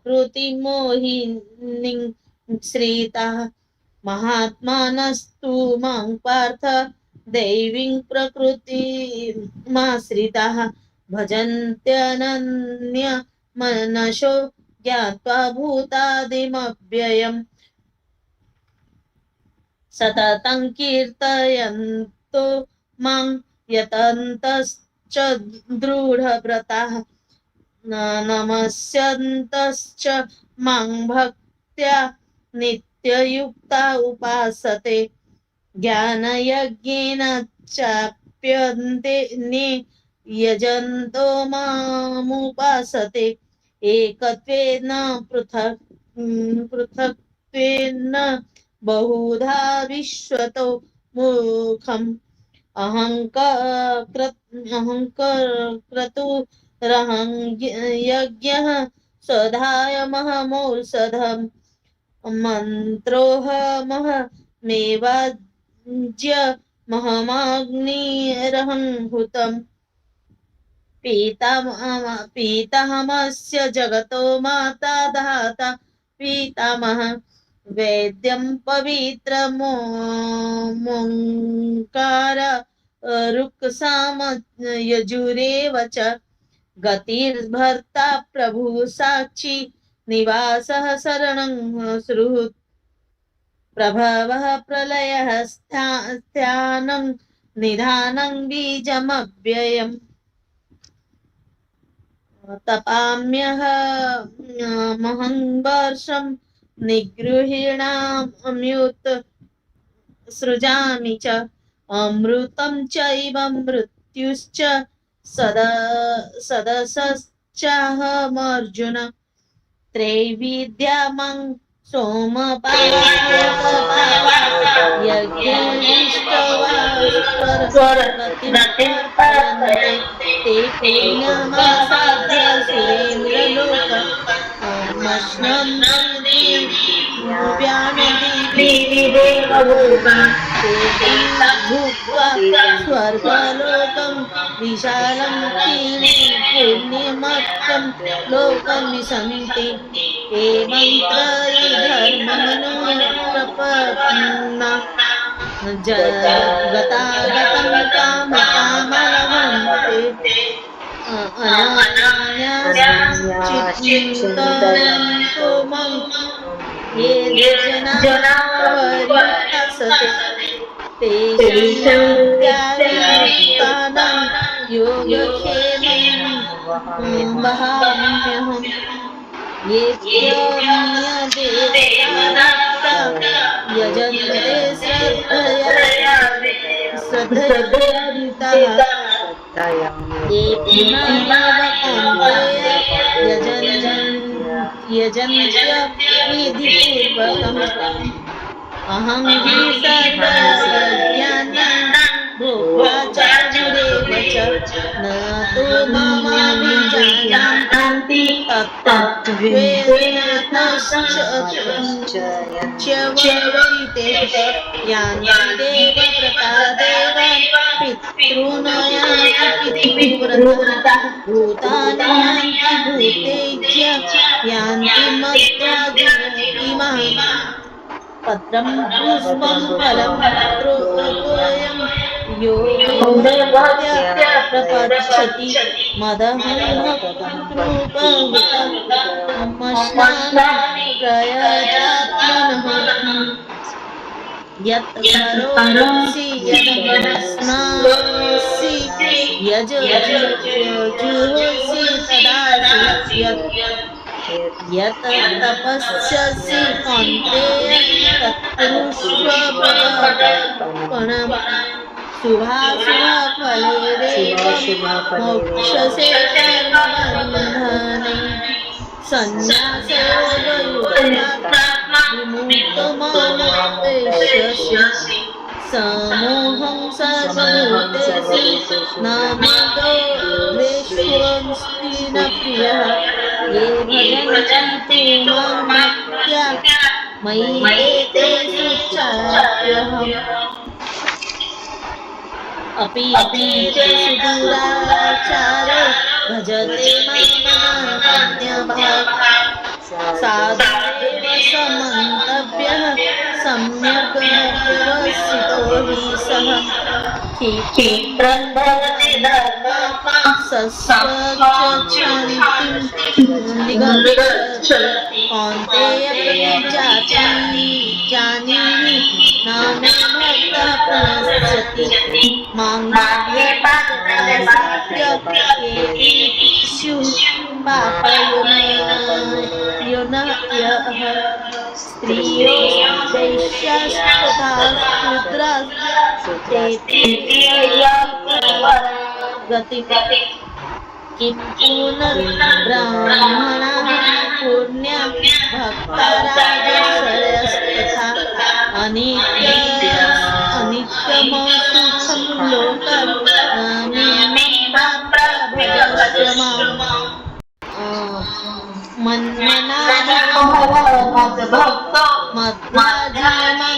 नमस्कुरु मामेव युक्तेष्वेव मामानं मतपरायणः ॐ तत्सदिति श्रीमद्भगवद्गीतासु उपनिषत्सु ब्रह्मविद्यायां कृष्ण अर्जुन संवादे राजविद्या योगनाम नवमोऽध्यायः।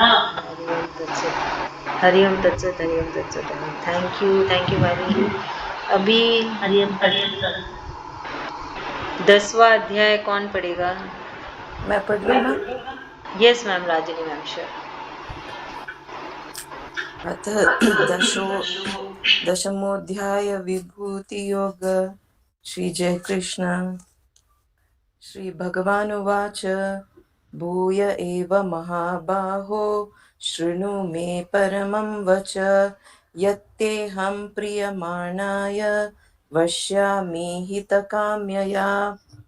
न मे विदुसुरगणा प्रभवं न महर्षय अहमादिर्हि देवानां महर्षीणां च सर्वश यो मामजमनान्दीं च वेति लोकमहेश्वरम् असम्मूढसमत्येषु सर्वपापे प्रमुच्यते बुद्धिर्ज्ञानमसम्मोह क्षमा सत्यदं श्रम सुखं दुःखं भवो भावो भयं चाभयमेव च अहिंसा समता तुष्टि स्थपोदानं यशो यशं भवन्ति भावभूतानां मत एव पृथिवीता महर्षय सप्त पूर्वे चत्वारो मनवत्स्यथा मद्भावा मानसा जाता येषां लोक इमा प्रजा एतां विभूतिं योगां च ममं यो वेति तत्त्वतः सोऽविकम्पेन योगेन युज्यते तत्र सञ्जय अहं सर्वस्य प्रभवो मत्सर्वप्रवर्तते इति मत्वा भजन्ते मां बुद्धा भावसमन्विता मच्चिता मद्गतप्राणा बोधयन्त परस्परं कथन्त यश्च मां नित्यं तुष्यन्ति च रमन्ति च तेषां सततयुक्तानां भजतां प्रीतिपूर्वकं ददामि बुद्धियोगं त येन मामुपयान्ति ते तेषामेवानुकम्पार्थ महमज्ञानजतमनाशायाम्यात्मभावस्थो ज्ञानदीपेन भास्तव अर्जुन उवाच परं ब्रह्म परं धाम पवित्रं परमं भवान् पुरुषं शाश्वतं दिव्यमादिदेवमजं विभुम् आहुस्त्वामृषयः सर्वे देवर्षिनारदस्तथा असितो देवलो व्यास स्वयं चैव ब्रवीषिमे सर्वमेतद्रुतं मन्ये यम्यां वदसि केशव न हि ते भगवन् व्यक्तिं विदुर्देवानदानव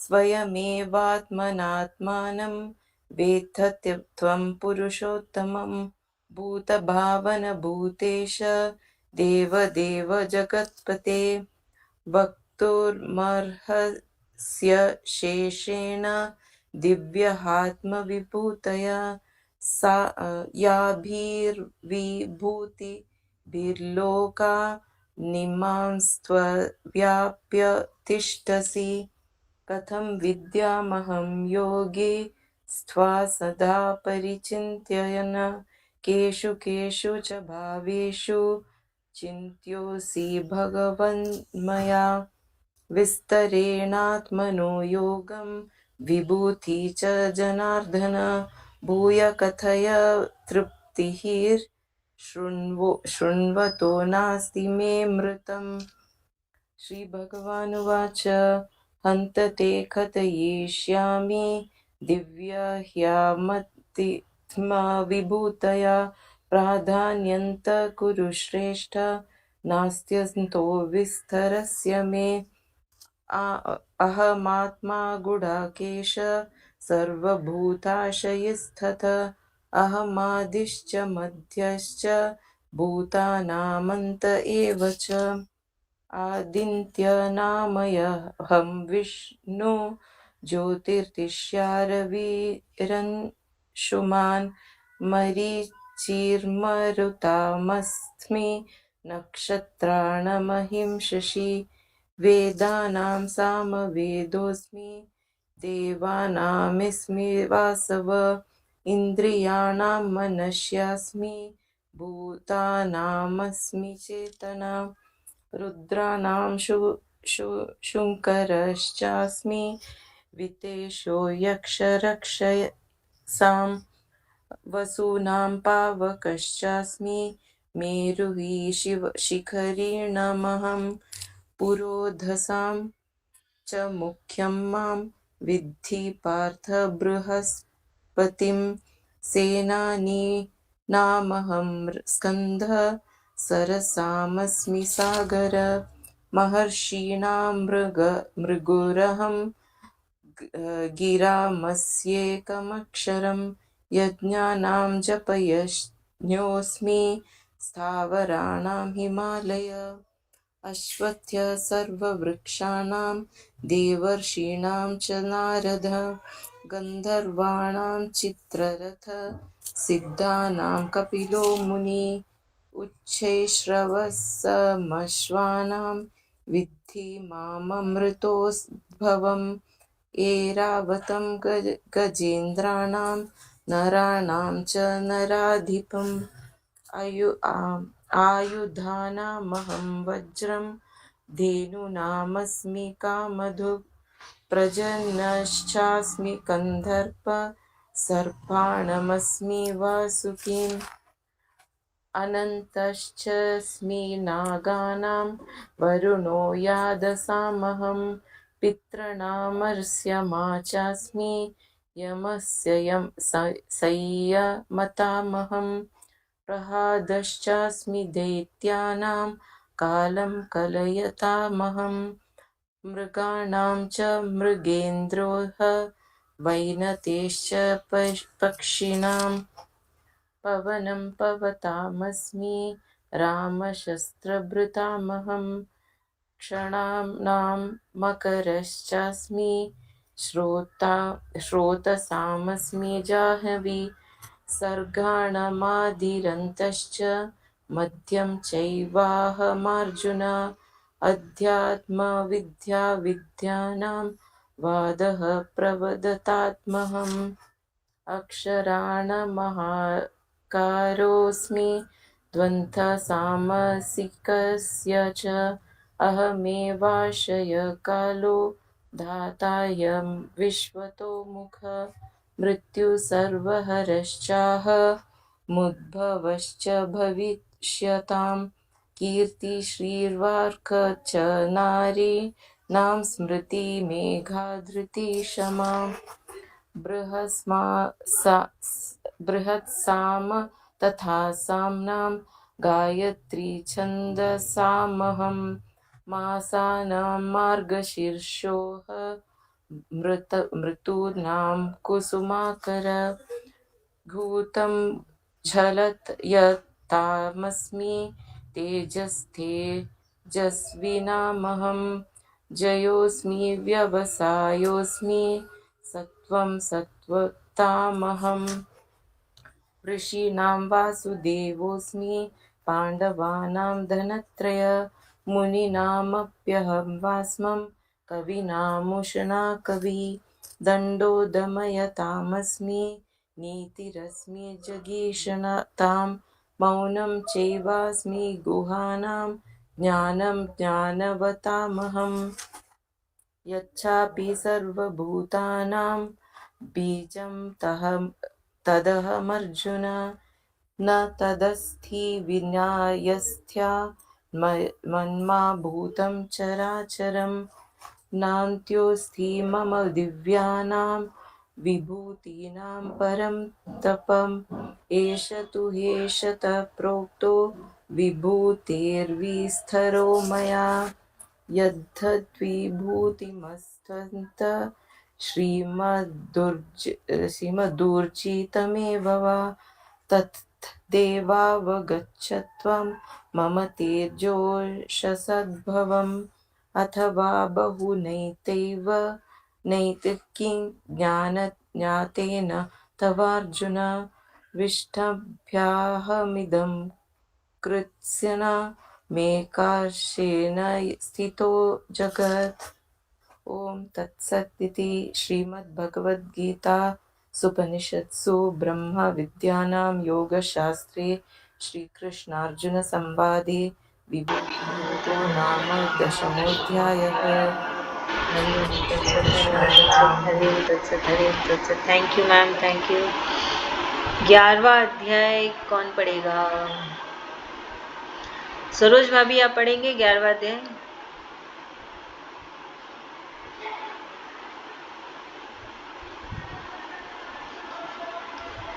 सरोज भाभी,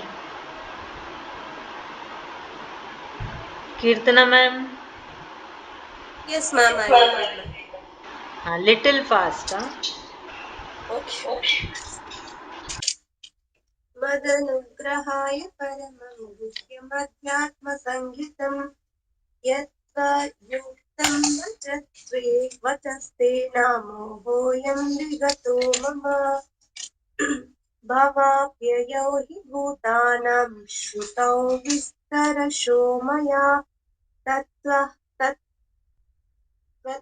कमलपत्राक्षा माहात्म्यमपि चाव्ययम् एवमेतद्यथार्था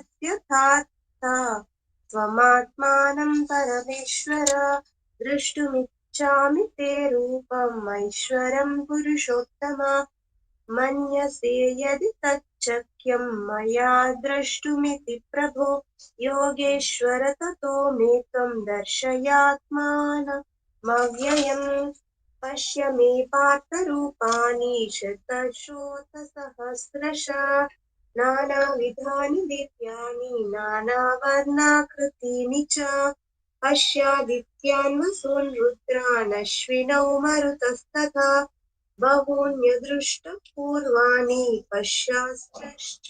पश्याश्चर्याणि भारत इहैकस्थं जगत्कृत्स्नं पश्याद्य सचराचरम् मम देहे गुडाकेश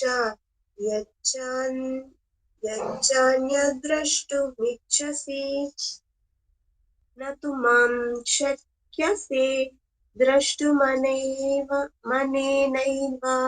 स्वचक्षुषा दिव्यं ददामि ते चक्षुः पश्य मे योगमैश्वरम् एवमुक्त्वा ततो राजन् महायोगेश्वरो हरिः दर्शयामास पार्थाय परमं रूपमैश्वरम् अनेकवक्त्रनयनम् अनेकदिव्याभरणं दिव्यानेकोद्यतायुधं दिव्यमाल्याम्बरधरं दिव्यगन्धानुलेपनं सर्वाश्चर्यमयं देवम् अनन्तं विश्वतोमुखम् दिवि सूर्यः सहस्रस्य भवेद्युगपदुत्थिता यदि भासदृशी सा स्यात् भासस्तस्य महात्मनः तत्रैकस्थं जगत्कृत्स्नं प्रविभक्तमनेकथा अपश्यद्देवस्य शरीरे पाण्डवस्तथा ततः सविस्मयाविष्टो हृष्टरोमा धनञ्जयः प्रणम्य शिरसा देवं कृताञ्जलिरभाषत पश्यामि देवांस्तव देवदेहे सर्वांस्तथा भूतविशेषसङ्घान् ब्रह्मानमीशं कमलासनस्था ऋषींश्च सर्वानुरगांश्च दिव्यान् अनेकबाहूदरवक्त्रनेत्रं पश्यामि त्वां सर्वतोऽनन्तरूपं नान्तं न मध्यं न पुनस्तवादिं पश्यामि विश्वेश्वर विश्वरूपा किरीटिनं गदिनं चक्रिणं च तेजोराशिं सर्वतो दीप्तिमन्तं पश्यामि त्वां दुर्निरीक्षं समन्ता दीप्तानलर्काद्युतिमप्रमेयं त्वमक्षरं परमं वेदितव्यम् त्वमस्य विश्वस्य परं निधानं त्वमव्ययः शाश्वतधर्मगोप्ता सनातनत्वं पुरुषो मतो मे अनादिमध्यान्तमनन्तवीर्यमनन्तबाहुं शशिसूर्यनेत्रं पश्यामि त्वां दीप्तहुताशवक्त्रं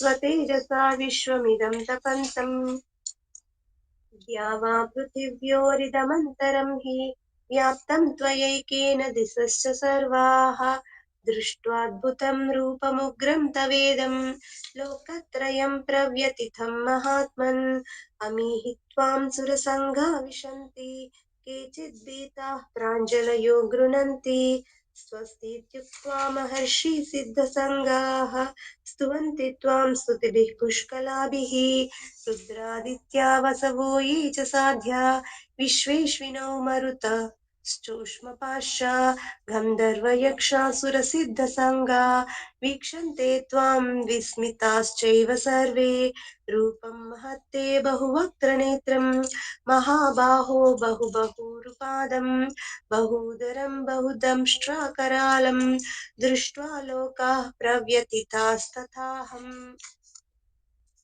नभस्पृशं दीप्तमनेकवर्णं व्यात्ताननं दीप्तविशालनेत्रं दृष्ट्वा हि त्वां प्रव्यथितान्तरात्मा धृतिं न विन्दामि शमं च विष्णो दंष्ट्राकरालानि च ते मुखानि दृष्ट्वैव कालानाय सन्निभानि दिशो न जाने न लभे च शर्मा प्रसीद देवेश जगन्निवास अमी च त्वां धृतराष्ट्रस्य पुत्राः सर्वे सहैवावनिपालसङ्गैः भीष्मद्रोणसूतपुत्रस्तथासौ सहास्मदीयैरपि योथ मुख्यैः वक्त्राणि ते त्वरमाना विशन्ति दंष्ट्राकरालानि भयानकानि केचिद्विलग्ना दशनान्तरेषु सन्दृश्यन्ते चूर्णितैरुत्तमाङ्गैः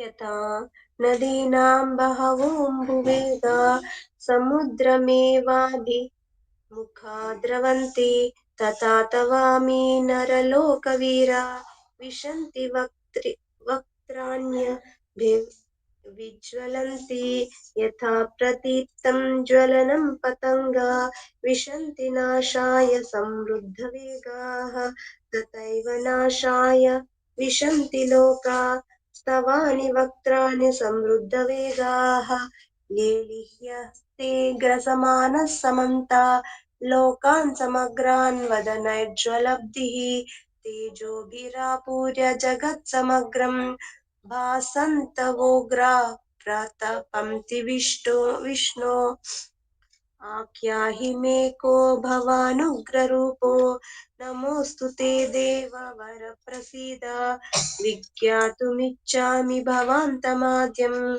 न हि प्रजानामि तव प्रवृत्तिम् कालोऽस्मि लोकक्षयकृत् प्रवृद्धो लोकान् समाहर्तुमिह प्रवृत्तः ऋतेऽपि त्वा न भविष्यन्ति सर्वे एव स्थिताः प्रत्यनीकेषु योधाः द्रोणं च भीष्मं च जयद्रथं च कर्णं तथान्यानपि योधवीरान् मया हतास्त्वं जहिमा व्यधिष्ठा युध्यस्वचेतासि रणे सपन्तान्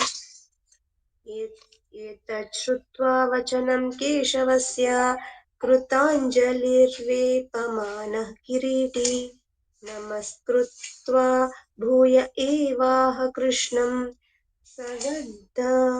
सगद्गदं भीतः प्रणम्य स्थाने हृषीकेश तव प्रकीर्त्या जगत्प्रहृष्यत्यनुरज्यते च रक्षांसि भीतानि दिशो द्रवन्ति सर्वे नमस्यन्ति च सिद्धसङ्गाः तस्माच्च तेन नमेरन्महात्मन् गरीयसे ब्रह्मणोऽप्यादिकर्ते अनन्तदेवेश जगन्निवास त्वमक्षरं सदसत्परं यत् त्वमादिदेवः पुरुषः पुराण त्वमस्य विश्वस्य परं निधानं वेत्तासि वेद्यं च परं च धाम त्वया ततं विश्वमनन्तरूप वायुर्यमोऽग्निर्वरुणः शशाङ्कः प्रजापतित्वं प्रपितामहश्च नमो नमस्तेऽस्तु सहस्रकृत्वः पुनश्च भूयोऽपि नमो नमस्ते नमः पुरस्तादपृष्ठतस्ते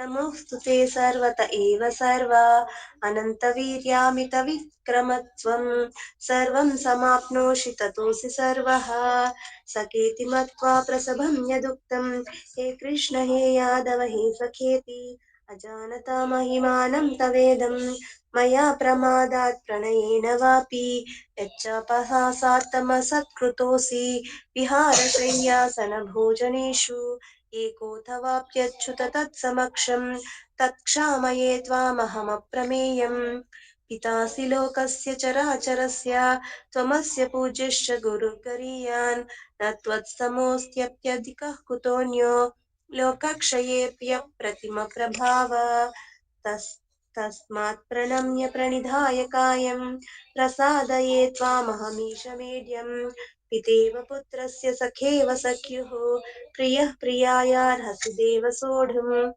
अदृष्टपूर्वं हृषितोऽस्मि दृष्ट्वा भयेन च प्रव्यथितं मनो मे तदेव मे दर्शय देवरूपं प्रसीद देवेश जगन्निवास किरीटिनं गदिनं चक्रहस्त इच्छामि त्वां द्रष्टुमहं तथैव तेनैव रूपेण चतुर्भुजेन सहस्रबाहो भव विश्वमूर्ते मया प्रसन्नेन तवार्जुनेदं रूपं परं दर्शितमात्मयोगात् तेजोमयं विश्वमनन्तमाद्यं यन्मे त्वदन्येन न दृष्टपूर्वम् न वेदयज्ञाध्ययैर्न दानै न च क्रियाभिर्न तपोभिरुग्रैः एवं रूपः शक्य अहं नृलोके दृष्टं त्वदन्येन कुरु प्रवीर मा ते व्यथा मा च विमूढभावो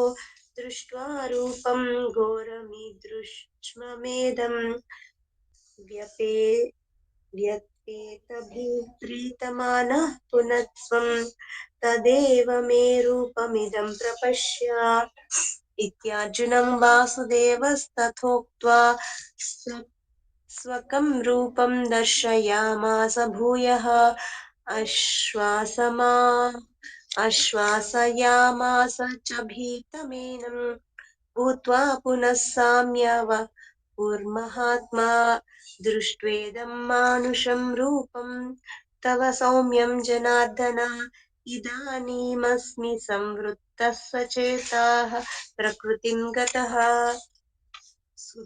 सुदुर्दर्शमिदं रूपं दृष्टवानपि यन्मम देवा आप्यस्य रूपस्य नित्यं दर्शनकाङ्क्षिणः नाहं वेदैर्न तपसा न दानेन च चेज्जया शक्य एवं विधो दृष्टवानसि मां यथा भक्त्या त्वनन्यया शक्य अहमेवं विधोऽर्जुन ज्ञातुं द्रष्टुं च ते त्वन प्रवेष्टुं च परन्तप मत्कर्म कृन्मत्परमो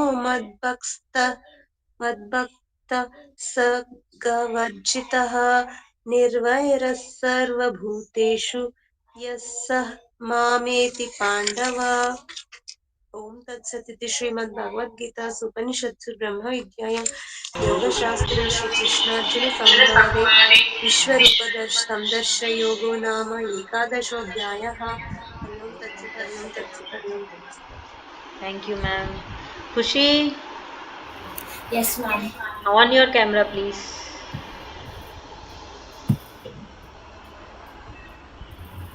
Ma'am, okay. ओम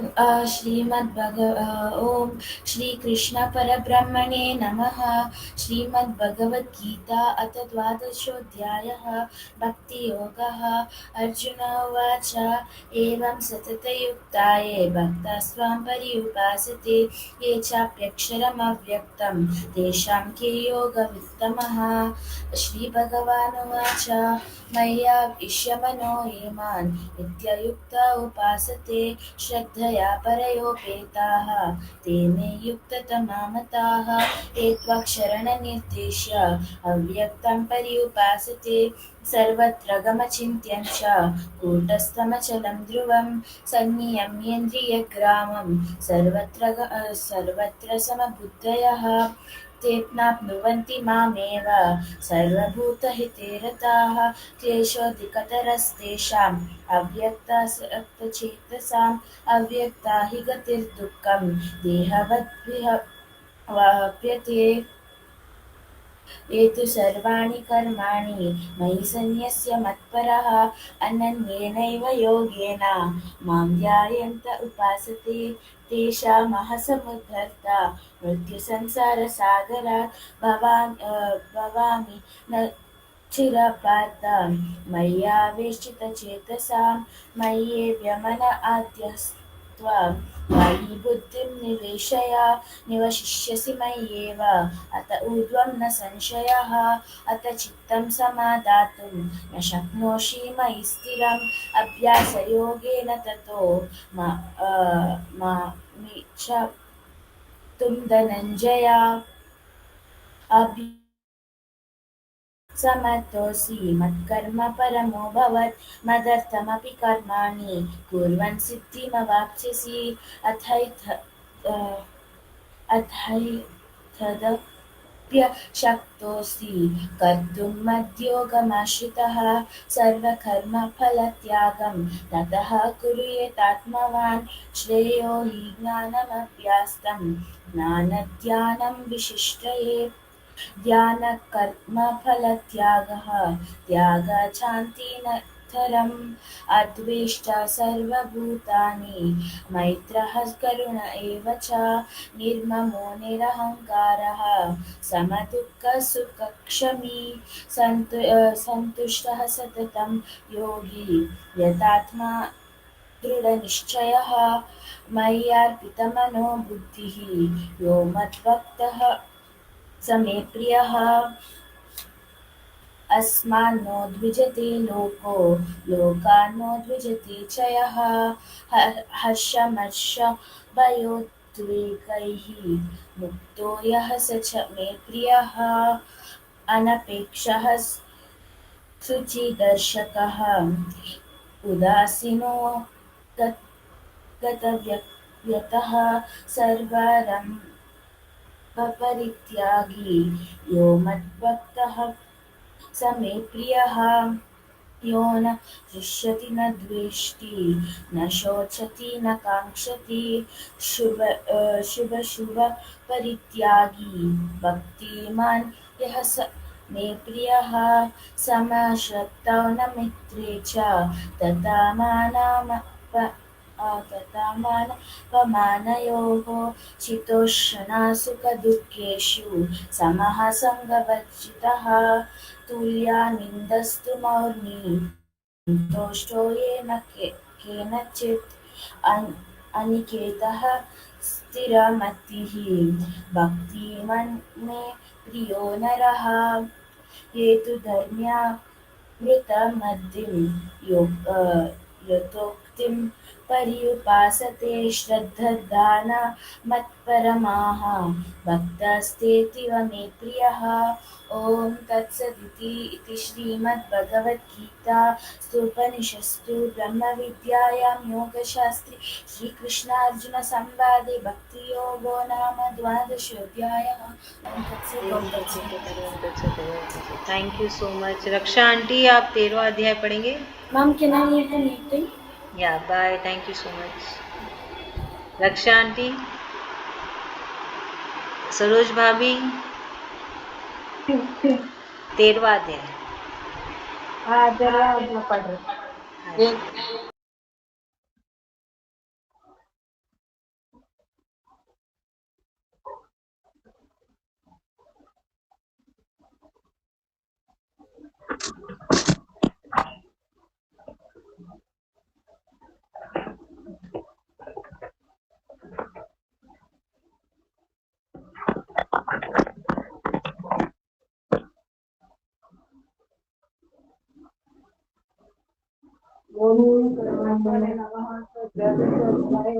भगवान् उवाच इमं शरीरं कौन्तेय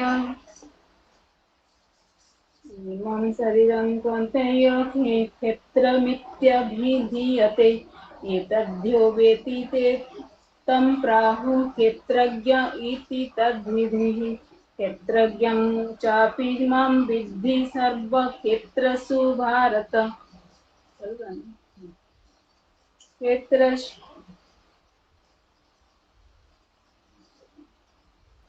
क्षेत्रज्ञं चापि मां विद्धि सर्वक्षेत्रसु भारत। क्षेत्रज्ञयोर्ज्ञानं यत्तज्ज्ञानं मतं मम तत्क्षेत्रं यच्च यादृक्कच्च याधिकारी यतश्च यत् स च यो यत प्रभावश्च तत्समासेन मे शृणु। ऋषिभिर्बहुधा गीतं छन्दोभिर्विविधैः पृथक् ब्रह्मसूत्रपदैश्चैव हेतुमद्भिर्निश्चितैः